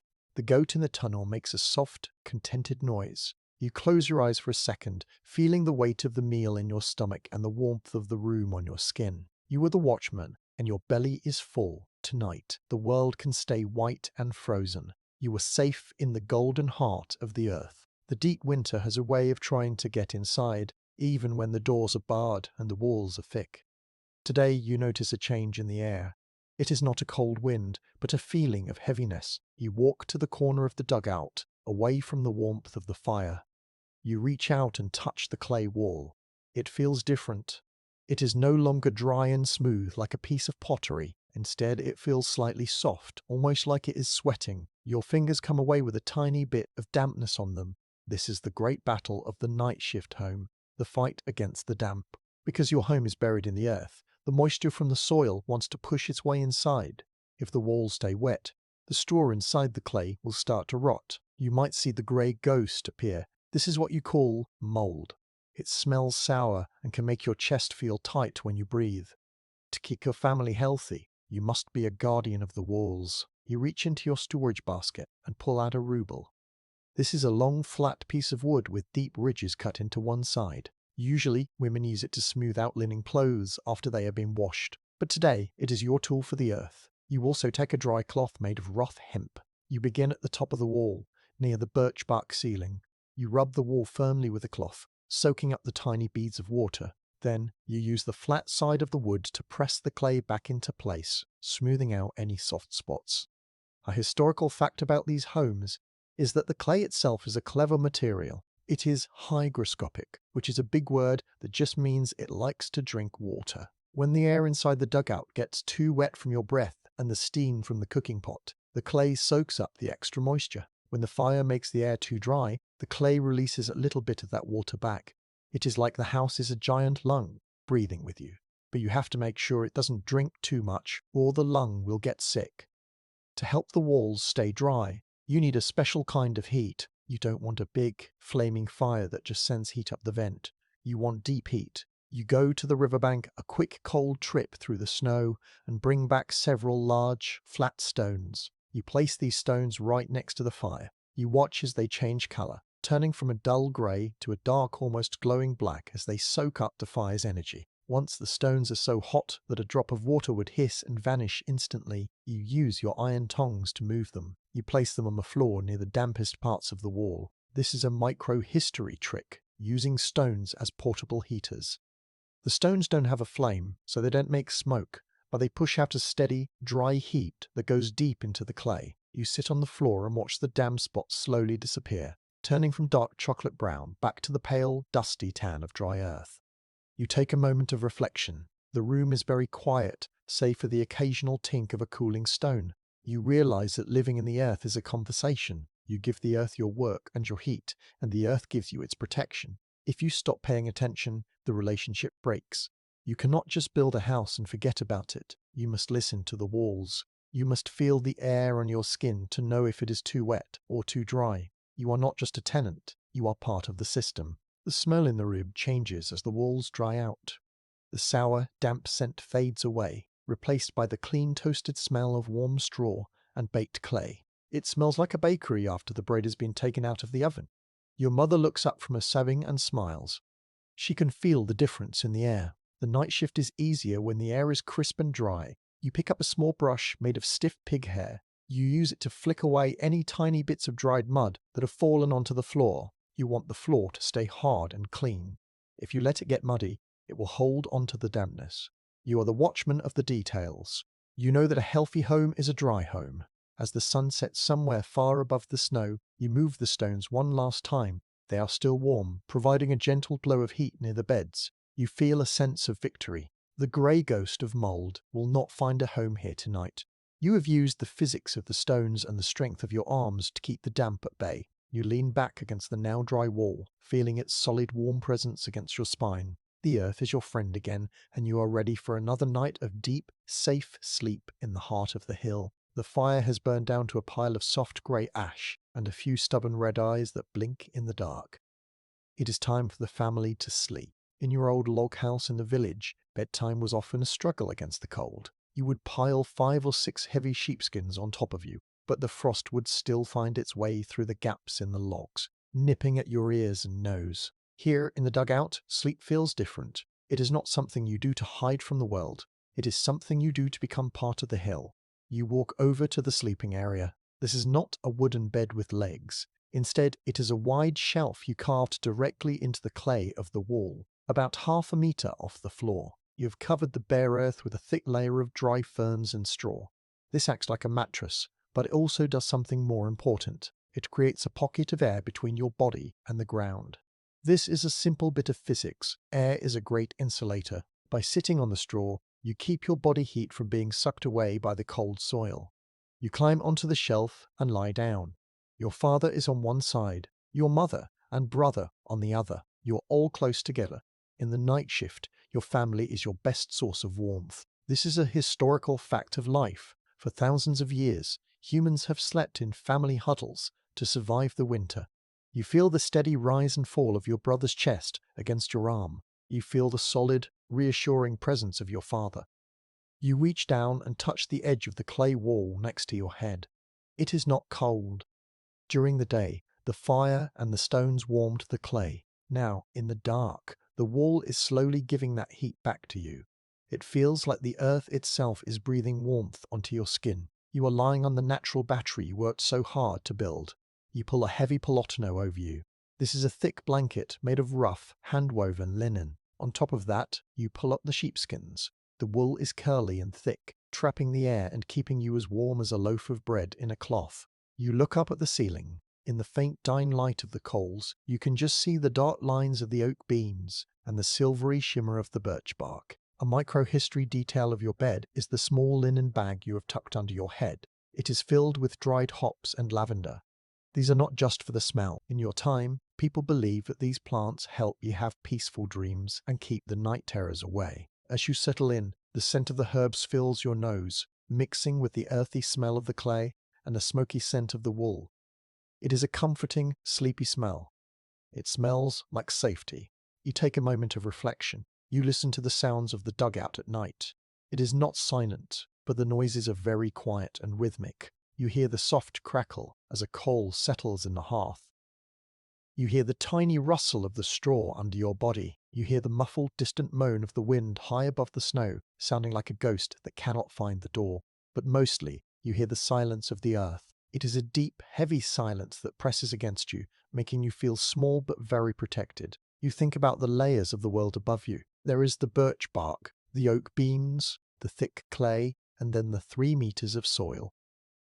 Above all of that is a huge blanket of white snow. You are deeper than the frost. You are deeper than the reach of the wind. You are lying in a place that has stayed the same temperature since the beginning of time. It is a powerful thought. It makes you feel like the hill is your mother, holding you in her arms while the storm rages outside.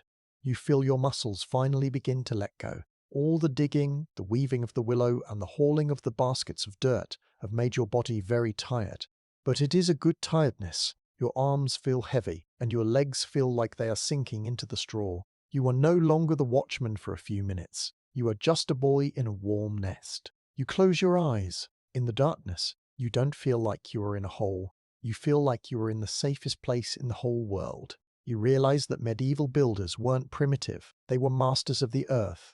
They knew how to use the physics of the soil to create a home that no fire could burn and no wind could freeze. You are the proof of their cleverness. As you drift off to sleep, you feel a tiny bit of heat from the clay wall against your shoulder. It is a steady, honest warmth. You know that when you wake up, the room will still be warm. The water in the jug will not be frozen.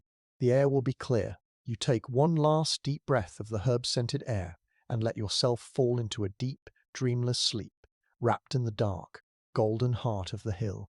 The sun may be hidden behind the great white drifts of snow, but the morning still arrives in the dugout as a soft grey change in the light coming through the smoke vent. You wake up feeling warm and rested. In this home, you do not wake up with your blankets frozen to the wall. You sit up and stretch, feeling the strength in your arms. Today is a day for quiet work inside. While the night shift of the year is at its darkest, you must use the time to prepare for the future. You are going to make the winter clothes that will keep your family safe when they finally step back out into the light. You move to the center of the room and stir the coals to life. Your mother has already brought out the basket of raw wool. This wool came from your own sheep back in the autumn. It is thick and greasy, smelling of the animals and the fields. To turn this into a coat, you first have to use a tool called a hrebin. This is a large wooden comb with long, sharp teeth. You pull the wool through the teeth over and over again. This straightens the fibers and gets rid of any little bits of dried grass or burrs. It is a slow, rhythmic job. Scrape, pull, scrape. The sound is like a soft whisper. In the quiet room, once the wool is straight, you use a veritanu. This is a hand spindle, a simple stick of wood with a heavy weight at the bottom. You twist the wool with your fingers and give the spindle a spin. It dances on the floor like a wooden top, pulling the wool into a long, strong thread. Watching it spin is very relaxing. It makes a tiny humming sound, a low note that joins the crackle of the fire. You feel the grease from the wool, This is called lanolin, making your skin soft. This grease is a gift from the sheep. It helps the wool stay waterproof, so that when the snow melts on your coat, the water just slides right off. A historical fact about the clothes of this time is that they were built to be modular. This means you didn't just have one big coat, you wore many layers. You start with a linen shirt, then a wool vest, then a kaftan, and finally the big sheepskin on top. By wearing many layers, you trap many pockets of air. Just like the straw in your bed, these pockets of air are what actually keep you warm. The clothes are just the fences that keep the air from escaping. You are working on a new pair of valonki. These are thick boots made of felted wool. To make them, you take layers of wool and soak them in hot water and soap. Then you rub and beat the wool until the fibers lock together so tightly they become as hard as a board. Felt is a masterpiece of passive engineering. It is windproof. It is warm even when it gets wet, and it never wears out. You use a heavy bone needle to stitch the pieces together. The needle is smooth and white, carved from the leg of a deer. It slides through the thick wool with a satisfying thump. You take a moment of reflection. You look at the pile of wool and the spinning spindle. You realize that everything in this room has come from the land or the animals. The walls are the hill, the ceiling is the trees, the fire is the sun, and your clothes are the sheep. You are not buying things from a shop. You are gathering your life from the world around you. This makes you feel a deep connection to everything. You are not separate from the winter, you are a part of the cycle. A micro-history detail of your sewing is the thread you use. For the strongest parts of the boot, you don't use wool, you use salo. This is animal sinew, the tough strings from the muscles of a cow. You have dried it and pulled it apart into thin golden threads. When it is dry, it is as strong as iron. When it gets wet, it shrinks, pulling your stitches even tighter. It is the strongest thread in the world, and it ensures that your boots will last for many winters. The room is very peaceful. Your mother is weaving a belt on a small wooden frame, and your father is sharpening his knife on a smooth whetstone. The only sounds are the spinning spindle, the clicking of the needles, and the occasional sigh of the fire. You feel a sense of deep safety. Even though the world above is a frozen desert where nothing can grow, you are busy making things. You are turning the night shift into a time of creation. You finish the last stitch on the boot and hold it up. It is heavy and grey and very ugly, but it is the warmest thing you have ever made. You slide your foot inside. It feels like putting your foot into a warm, soft cloud. You know that with these boots and your new wool layers, you can stand in the snow for hours and never feel the bite of the frost. You are ready for whatever the little ice age wants to throw at you. You look at the walls of the dugout, glowing orange in the firelight. You were the watchman of the family's warmth, and today you have built that warmth with your own 2 hands. You set the boot down and reach for the spindle again. There is still more wool to spin, and the night is still long. You keep working, the rhythmic hum of the spindle lulling you into a state of quiet, happy peace. The winter continues its long, slow march above. Deep in the earth, the passage of time is marked by the shrinking piles of wood and the level of the grain in your sacks. Today you must check your hidden treasury. This is not a box of gold or silver. In the night shift of the 1500s, true wealth is something you can eat. You move to the back of the dugout, where the air is the coolest. This is your larder, your secret store of food. You have built a low bench of clay against the wall, far from the heat of the hearth. On this bench sit several large macatri. These are big, wide-mouthed clay pots used for storage. You lift the heavy wooden lid off the first one. Inside, buried in a thick layer of grey salt, are slabs of pork and rolls of beef. The salt is cold and gritty against your fingers. It is a historical fact that salt was the refrigerator of the past. It draws out the moisture so that the tiny bad things that make meat rot cannot grow. Without salt, your family would not survive the winter. You take out a small piece of meat for the evening soup and carefully smooth the salt back over the rest, making sure no air can touch it. Next to the meat pots or the sacks of grain, you reach out and pat the side of a heavy hemp bag. It feels solid and full. This is rye. Rye is a tough, dark grain that doesn't mind the cold as much as wheat does. It makes a heavy, sour bread that keeps you full for a long time. You also have a smaller bag of frechka, or buckwheat. These tiny, triangular seeds are the heart of your diet. They are easy to cook and full of the strength you need for digging and hauling wood. You take a moment of reflection. You look at the rows of pots and the stack of sacks. You think about the micro-history of each item. You remember the hot August day you spent cutting the rye with your curved serp. You remember the dust and the sweat and the way the sun made the fields look like a sea of gold. Now, in the dark of the winter, that summer sun is still here, trapped inside the seeds. You are literally eating the sunshine of last year to stay alive until the sunshine of next year returns. It makes the world feel like a big, connected circle. You notice a small, round jar tucked in the corner. You pick it up and pull out the wax-covered cork. The smell that hits you is wonderful. It is the scent of apples and honey and cinnamon. This is iusvar, a concentrated syrup made from dried fruits. Your mother made it during the autumn, boiling the fruits until the water was thick and sweet. You take a tiny sip. It is like an explosion of summer on your tongue. It reminds you that the world is not always white and frozen. It reminds you why you are fighting so hard to stay warm. A specific detail of your storage is the way you keep the mice away. Mice are very clever, and they love the warmth of the dugout as much as you do. To stop them from eating your wealth, you have hung your bags of seeds from the ceiling beams using thin iron wires. Mice can climb wooden rope, but they cannot walk on thin, slippery wire. You watch one of the bags swing slightly in the still air. It is a safe, hanging garden of grain. The silence in the larder is different from the silence near the fire. It is a cold silence, the sound of things waiting. You can hear the tiny, dry rustle of the grain inside the bags as the air moves. You feel a sense of great responsibility. You are the watchman of the food. If the damp gets into the grain, it will turn green and sour. If the salt leaks out of the meat pots, the meat will spoil. Every day, you must use your senses to check your treasures. You smell the air for any sign of rot. You touch the bags to make sure they are dry. You find a small wooden box at the end of the bench. Inside are your magic seeds. These are the seeds for the spring garden, onions, cabbages, and peas. They look like tiny dead pebbles, but you know that inside each one is a whole plant waiting for the touch of the warm earth. You keep them in the driest, safest spot. They're your promise to the future. Even while you are living through the night shift, you are already thinking about the morning. You take your piece of meat and your cup of grain and head back toward the warmth of the fire. You look back at the dark larder one last time. It is a humble place, made of mud and wood and clay. But it is the most important room in the world. It is the bridge between this harvest and the next. You feel a deep sense of peace. Your sacks are full. Your pots are sealed. The raiders may have stolen the cows from the village, but they never found your secret storehouse under the hill. You sit down by the hearth and start to prepare the evening meal. The firelight makes the room look golden and rich. You realize that wealth isn't about how much gold you have. It's about how much of the summer you have managed to save in the dark. You are a rich man tonight, and as you drop the grain into the bubbling water, you feel the quiet strength of the survivor.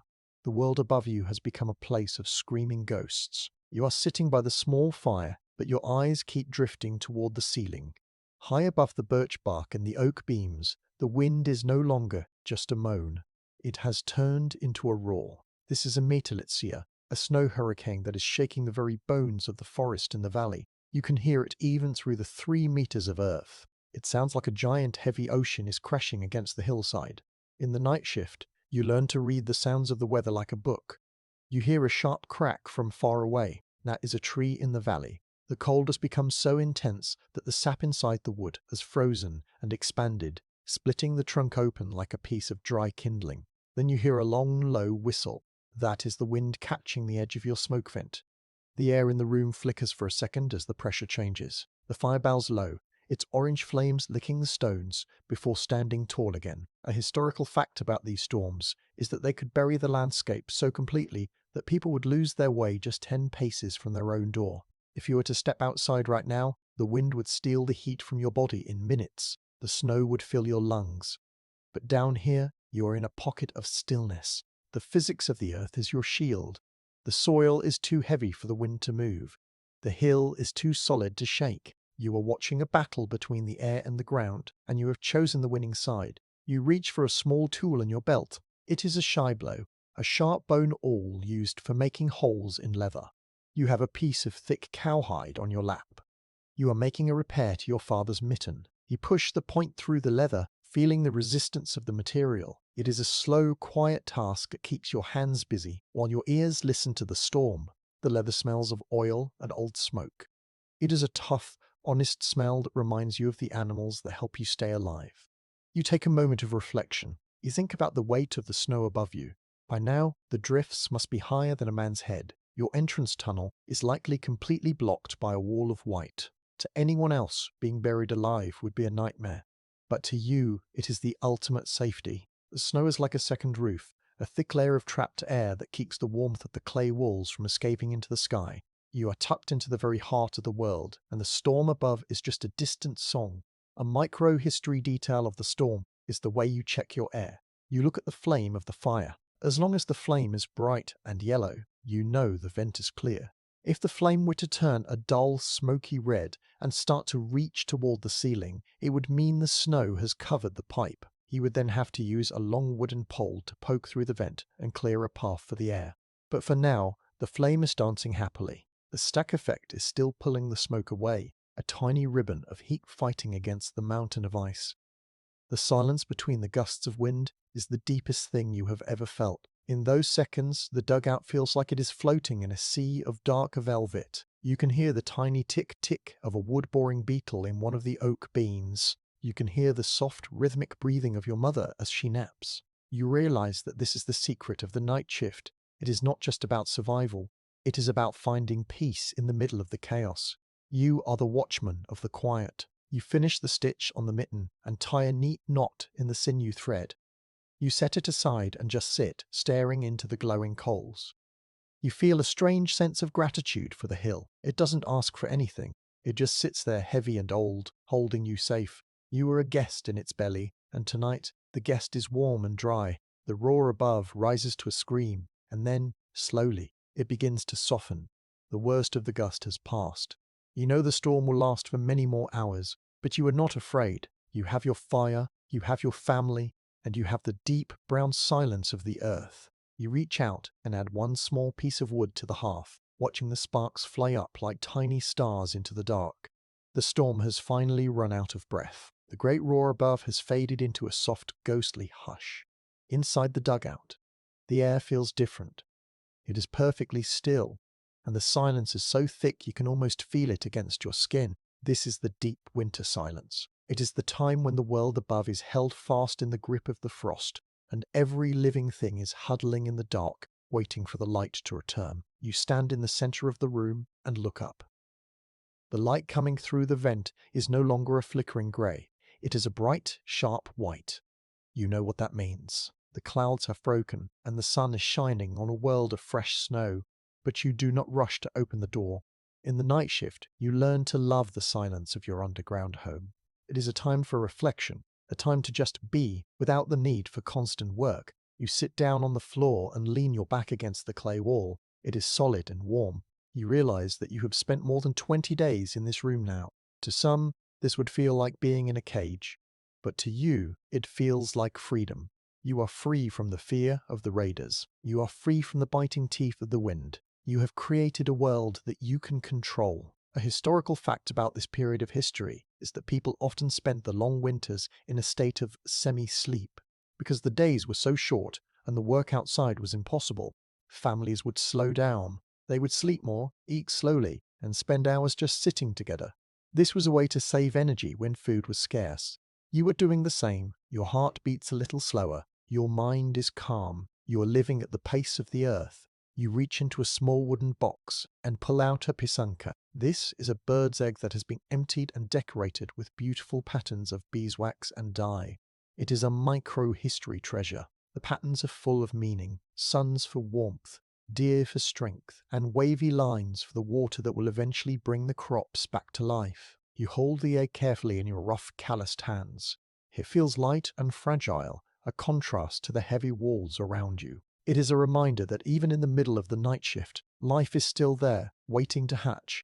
You take a moment of reflection. You think about how quiet your mind has become. In the village, your head was always full of noise. You were thinking about the repairs to the roof, the health of the cows, or the taxes you owed the Lord. But here the earth has soaked up the noise of the world. You find yourself thinking about simple things, the way the firelight makes patterns on the ceiling, or the sound of your own breathing. You are learning the secret of the hill. That peace is not something you find. It is something you build. The smell of the room is very comforting now. It is a mix of the dry straw of your bed, the faint scent of the wool you are wearing, and the earthy, sweet smell of the clay. It is the smell of a healthy home. You look at the walls and notice how they have changed. The heat of the fire has baked them over the weeks. They are hard and smooth, almost like stone. You have turned a hole in the dirt into a permanent monument to your family's survival. You decide to make a small treat. You take a piece of dried apple and hold it over the coals until it gets soft and warm. The sugar in the fruit begins to smell like caramel. You share it with your brother. You don't talk. You just watch the way his eyes light up as he tastes the sweetness. In the deep winter, a piece of warm fruit is more valuable than a handful of silver coins. It is a taste of the summer that was, and a promise of the summer that will be. You look at the smoke vent again. You can see a tiny bit of blue sky through the slanted pipe. It looks like a small bright jewel set in the dark ceiling. You know that soon you will have to dig your way out of the snow to check on the world above. You will have to see what the storm has done to the village.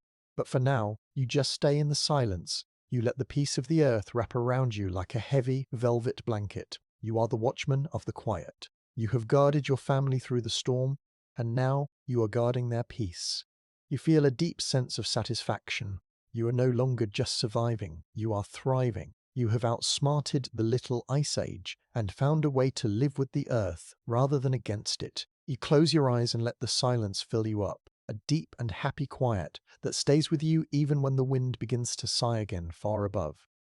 The air inside the dugout feels different today. For weeks it has been a dry, steady cold, held back by the warmth of your fire. But this morning, as you stand near the sloped entrance, you notice a tiny glistening bead of water on the oak door frame. You reach out and touch it with your fingertip. It is cold, but it is liquid. You look up at the tiny gap at the top of the door. The wall of snow that has blocked your view for so long is starting to look grey and heavy. It is no longer a light, fluffy powder. It is slumped. This is the first sign of the early spring melt. In the night shift, this is a time of both joy and work. You feel a surge of hope in your chest. The sun is finally winning its long battle with the frost. But you also know that as the snow turns back into water, you must be more careful than ever. You must make sure that the water flows away from your home, not into it. You take your heavy wooden shovel and begin to dig your way out. The snow is packed hard, almost like ice. You have to use your weight to drive the shovel in. Crunch, lift, toss. You are digging a narrow tunnel up to the surface. As you work, you notice that the snow near the ground is melting first. This is because the earth, your natural battery, is still warm. It is melting the snow from the bottom up, creating tiny tunnels for the water to run. A historical fact about the Little Ice Age is that the transition from winter to spring was often very violent. The snow didn't just melt, it vanished in huge floods. One day everything was white, and the next day the valleys were full of rushing brown water. People had to be very clever to keep their homes from being washed away. Because your home is built into a hillside, you have an advantage. You designed the roof with a crown, a slight curve that makes the water run off to the sides, away from your door. You finally break through the crust of the snow. The light is so bright, it makes your eyes sting and water. You have been in the dark for so long that the world looks like it is made of diamonds. The sky is a pale, washed-out blue, and the sun feels like a warm hand on your forehead. You climb out onto the top of the snow. You are standing 3 meters above the actual ground. The world is a silent, white ocean, but you can see the dark tops of the trees in the valley poking through. You look down at your roof. It is still hidden under a thick layer of snow, but you see a circle of bare, dark earth around your smoke vent. The heat from your fire has kept that spot clear all winter. You take a moment of reflection. You think about the micro-history of this moment. For 21 winters, your family has seen this same sight. You see the footprints of a fox that walked right over your living room last night, never knowing you were there. You feel a deep sense of connection to the hill. You have survived the worst the sky could throw at you, and now you are witnessing the rebirth of the land. You use a long branch to clear the drainage channels you dug last autumn around the edges of the house. You push away the slush and the ice, making sure the path is clear for the water to run down the hill. The sound of the water is a new music. Drip, trickle, splash. It is a busy, happy sound that tells you the night shift is coming to an end. The earth is waking up, and the deep, heavy sleep of the winter is over. You look toward the village. You see some of the neighbors out on their roofs, shoveling away the heavy snow before the weight breaks their beams. Their houses look battered and grey, but your home, tucked into the hillside, looks as solid as the hill itself. You have used the physics of gravity and the warmth of the soil to stay safe. You feel a sense of pride as you climb back down into your tunnel. The air inside the dugout feels cool and fresh now, carrying the scent of the melting snow, a smell of wet stone and hope. You go back to the fire and add a small branch of willow. The wood is wet, so it makes a lot of white steam and a cheerful hiss. Your mother is already talking about the seeds in the wooden box. She is planning where the onions will go once the soil is soft. The night shift is not over, yet there will be more frosts and perhaps one last storm. But the secret is out. The spring is coming. You sit by the fire, listening to the drip of the water outside, feeling the quiet strength of a survivor who knows that the morning is finally on its way. The air inside your home feels different now. The heavy, still cold of deep winter has been replaced by a damp, fresh scent that tells you the world above is changing. Even though the snow is still thick, the spirit of the season is shifting. Today is a day for a very important task, the cleaning of the mud floors. In the night shift, a clean home is a healthy home. Over the long months of staying inside, the floor has become dusty and covered in tiny bits of straw, dried mud, and ash from the fire. It is time to make it fresh for the coming spring. You start by moving the sheepskins and the straw from your sleeping shelf. You take them up the tunnel and give them a good shake in the cold, bright air. Clouds of dust fly out, looking like tiny moths in the sunlight. Back inside, you use a vinnick. This is a simple broom made from a bundle of dried birch twigs tied together with a leather string. You move in a slow, rhythmic circle, sweeping the dust toward the center of the room. The twigs make a soft scratching sound against the hard-packed clay. Scritch, scritch, scritch. It is a peaceful sound, like a bird building a nest. Once the dust is in a pile, you scoop it up with a flat piece of wood and put it in a basket to be taken outside. But your work is not done. To truly clean a mud floor, you must renew it. You take a bucket of clean water and a handful of fine grey sand that you stored in a jar last autumn. You sprinkle the sand over the floor, then you use a damp cloth to rub it in. This is a micro-history trick. The sand acts like a gentle scrub, taking off the top layer of dirt and making the floor smooth and hard again. A historical fact about these mud floors is that they were actually very clean. Because the clay was packed so tightly and dried by the fire, it became almost like a giant flat brick.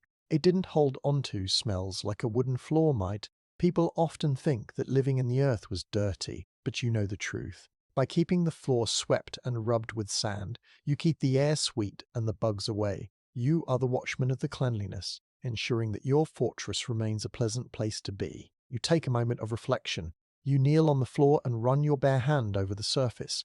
It feels cool and as smooth as a river stone. You can see the tiny patterns in the clay, the swirls of red and brown that you made with your own hands months ago. You feel a deep sense of satisfaction. You have lived in this room for an entire winter, and it is not broken. It has not crumbled. It has only become stronger. You are not just a person living in a hole. You are a person who has mastered the materials of the world. To finish the cleaning, you take a small bundle of dried pollen. This is wormwood. It has a very strong, bitter smell that most insects hate. You sprinkle a few of the dried leaves into the corners and under the sleeping shelf. The scent is sharp and clean, cutting through the smell of the fire. It makes the room feel alive again. Your mother brings in a fresh armful of dry straw for the bed, and soon the dugout smells of sunshine and herbs. As the sun sets, casting a long white beam through the smoke vent, you sit on your clean floor and look around. The walls are smooth, the floor is fresh, and the air is sweet. You feel a sense of renewal. The long, dark night shift of the year is beginning to break, and you are ready for the light. You have kept your home safe and clean through the greatest storms, and you know that you can handle whatever the next season brings. You are the master of your underground kingdom, and tonight you will sleep on a bed that smells like a summer field. Today, the sun is high, and the air is surprisingly still. You decide it is safe to walk down the hill to the village for the first time in many weeks. You wrap your sheepskin coat around you and step out of the tunnel. The transition is shocking. The world above is so bright it hurts your eyes, a blinding sea of white and grey slush. As you walk, you look back at your home. From just a short distance away, it is completely gone. There is only a slight bump in the hillside, covered in snow. You feel a quiet thrill. Your fortress of invisibility has worked perfectly. As you reach the edge of the village, your heart sinks. The scene is very different from the peaceful, hidden world of your dugout. You see the log houses that were once the pride of your neighbors. Many of them are in ruins. One house has a roof that has caved in completely, unable to hold the weight of the massive snowfalls from the Little Ice Age. The heavy timber beams, which seem so strong in the autumn, have snapped like dry twigs under the pressure of the ice. Further down the track, you see the blackened remains of a barn. It was not the snow that destroyed this one. You see the charred wood poking through the white drifts. The raiders, the ones you heard galloping over your head weeks ago, found this place because the house was sitting right on top of the ground, its smoke rising like a flag into the sky. The enemy found it easily. They took the grain, they took the animals, and they used fire to leave nothing behind. A historical fact about this time is that surface-level homes were very expensive to keep. They cost a lot of wood to heat, they cost a lot of work to fix, and they cost a lot of lives when the raiders came. You look at a neighbor, an old man named Ivan, who is trying to patch a hole in his wall with some frozen mud. He looks thin and exhausted. His eyes are red from the smoke of the fire that never quite gets the room warm enough. He has spent the winter fighting against the world, while you have spent the winter living with it. You take a moment of reflection. You stand in the muddy track, feeling the cold wind pull at your hair. You realize that your dugout wasn't just a clever choice, it was a masterpiece of physics. While your neighbors were frozen out by the ice or burned out by the enemy, you were tucked away in the constant temperature of the earth. You were safe from the weight of the snow because the hill itself carried the load. You were safe from the fire because dirt does not burn. You see a specific micro-history detail in the snow, a broken wooden bucket, half buried and cracked by the frost. It belongs to a family that had to leave in the middle of the night to find food in the forest. It is a lonely, sad object. It reminds you that the night shift of history is cruel to those who do not understand how to hide. You feel a deep sense of gratitude for your father's wisdom and your own hard work. You walk back up the hill, leaving the ruined village behind. Every step away from the broken houses feels like a step back into safety. You reach your hidden entrance and slip inside. The heavy oak door closes with a solid thud, locking out the sight of the destruction. The air inside is warm, smelling of dry clay and the last of the morning's porridge. You sit by your hearth, watching the small, steady flame. You are the watchman who saw the danger, and tonight you know more than ever that the earth is the best friend a person can have. As you sit by the fire on this quiet afternoon, you find yourself looking at the walls of your home with a new kind of respect. You have seen what happened to the houses in the village. You have seen the broken wood and the burned roofs. It makes you wonder, why did your hole in the ground work so well? You decide to take a moment to really look at the way your home is built. You realize that every choice you made, every centimeter of depth, and every handful of clay was part of a bigger plan. The secret to your success lies in the mathematics of the earth. You remember when you first measured the depth of the pit? You went down exactly 1.5 meters. At that time, it just felt like the right height to stand in. But now you understand the physics. At 1.5 meters deep, you are in the stable zone. This is the part of the soil that is deep enough to stay away from the freezing air on the surface, but high enough to stay above the groundwater table. If you had gone deeper, the floor would have turned into a muddy puddle. If you had stayed higher, the frost would have crawled through the ceiling like a cold hand. You reach out and touch the wall. The clay is hard and feels almost like a warm stone. This is because you use the earth as a natural battery. All winter long, your small fire has been sending heat into these walls. Because the walls are so thick meters of solid earth, the heat has nowhere to go. It doesn't leak out into the sky. Instead, it stays right here, wrapped around you. This is why the temperature inside stays between 8 degrees Celsius and 12 degrees Celsius, even when the air outside is a terrifying 40 degrees Celsius. You have built a world where the seasons are always mild. A historical fact about your home is that it is a masterpiece of passive engineering. This means you don't need machines or huge amounts of fuel to stay warm. You are using the natural laws of the world to do the work for you. The sloped entrance you built acts as a fluid dynamics trap. Since cold air is heavier than warm air, it sinks to the bottom of the stairs and gets stuck in the tunnel, unable to push its way into the main room. It is like an invisible wall made of nothing but gravity. You look up at the roof vent. the hollow log with its stone hat. You remember how you offset the pipe so it wasn't a straight line. This was another clever trick. By creating a zigzag path, you allowed the stack effect to work. The warm air from the fire naturally wants to rise, pulling the smoke with it. But because of the bend, the cold wind from the surface can't blow straight back down. You have mastered the air, making it move exactly where you want it to go. A micro-history detail of your success is the wattle of willow branches hidden behind the clay. You remember weaving them in and out of the oak stakes. This flexible skeleton is what saved your roof from caving in like the neighbor's house. When the weight of the snow became too heavy, the willow branches just bent a tiny bit, spreading the weight evenly across the whole hill. It is a building that gives rather than breaks. You take a moment of reflection. You realize that the people of the 1500s were not primitive. They were masters of physics who understood how to live with the earth rather than fighting against it. You didn't need a giant castle to survive the night shift. You only needed to understand the soil and the wind. You feel a deep sense of pride in your cleverness. You are the watchman of the laws of nature, and your home is the proof that being smart is better than being strong. You lean back against the warm, solid clay, feeling the quiet pulse of the hill all around you. The years have passed over the hillside like the shadows of clouds across the grass. You are no longer the young boy who first struck the frozen sod with a heavy iron spade. Your hands are thick and strong, and your own children now help you gather the willow branches in the autumn. It has been 21 winters since you first moved into the heart of the hill. In that time, the world above has seen many changes. Kings have come and gone. The little ice age has grown colder and then slightly warmer, and the village in the valley has been rebuilt 3 times. But your home has remained exactly the same. You stand in the main room, looking at the clay walls. They are no longer the dark chocolate brown of wet mud. They have been fired by 2 decades of hearth smoke and body heat, turning a beautiful pale tan color, as hard as the tiles on a church roof. You reach out and touch a smooth spot near the door. You can see the tiny faint marks of your father's fingers from that first week of daubing.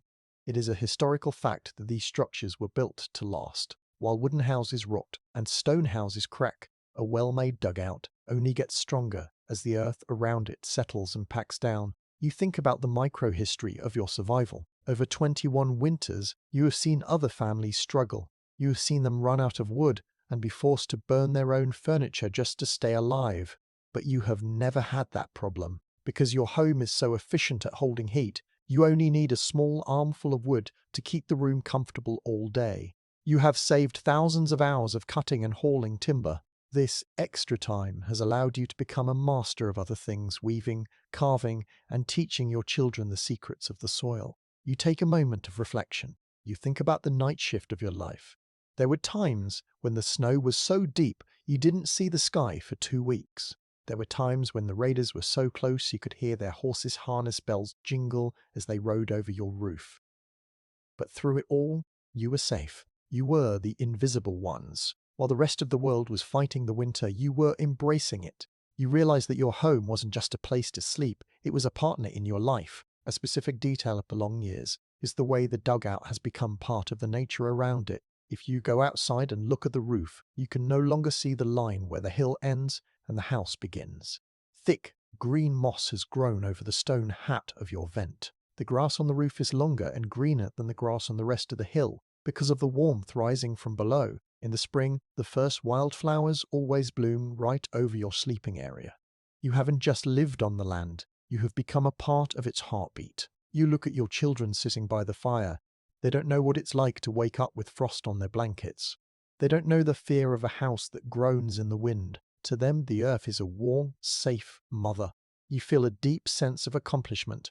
You have given them a gift that no raider can take away, the knowledge of how to live with the world. You are the watchman who saw the future in a handful of clay, and 21 winters later, you know that every hour of digging was a payment for a lifetime of peace. The fire is a low, gentle glow in the center of the room. You sit on your familiar sleeping shelf, feeling the steady warmth of the earth against your back for one final time. The night shift of the year is finally, truly over.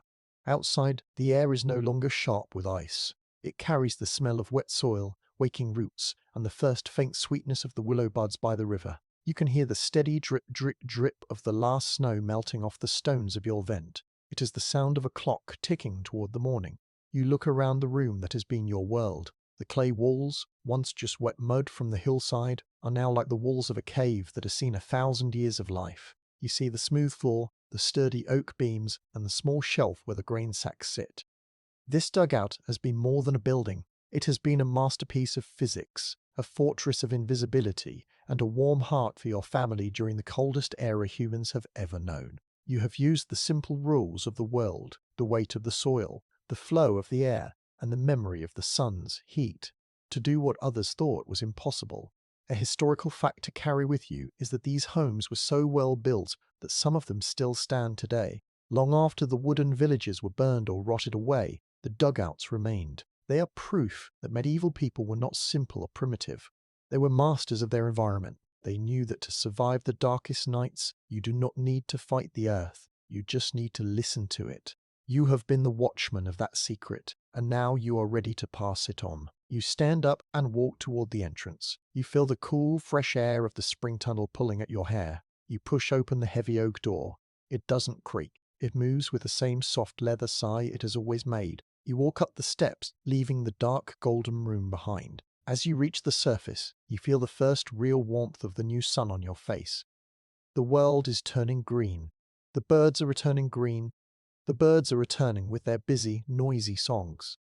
The watch has ended. The world is waking up now. The long, cold winter has finally pulled back its icy fingers, leaving the fields ready for the plough. You can feel the heaviness of the night shift lifting from your shoulders, replaced by the light, easy energy of the spring. The safety you found in the deep earth will stay with you, a quiet memory of warmth that you can carry into the bright months ahead. The air is soft now, moving through the trees like a gentle breath. You can see the first blades of grass pushing through the muddy soil, eager for the light. Your family is safe, your home is strong, and the future is waiting. You can let go of the worry and the fear. You can simply be. The earth has looked after you, and now it is time for you to look after the earth. Everything is as it should be. The cycle of the seasons has turned once more, and you have come through the darkness into the dawn. You are warm, you are rested, and you are home. The sun is rising. The gates are opening. The watch is ended.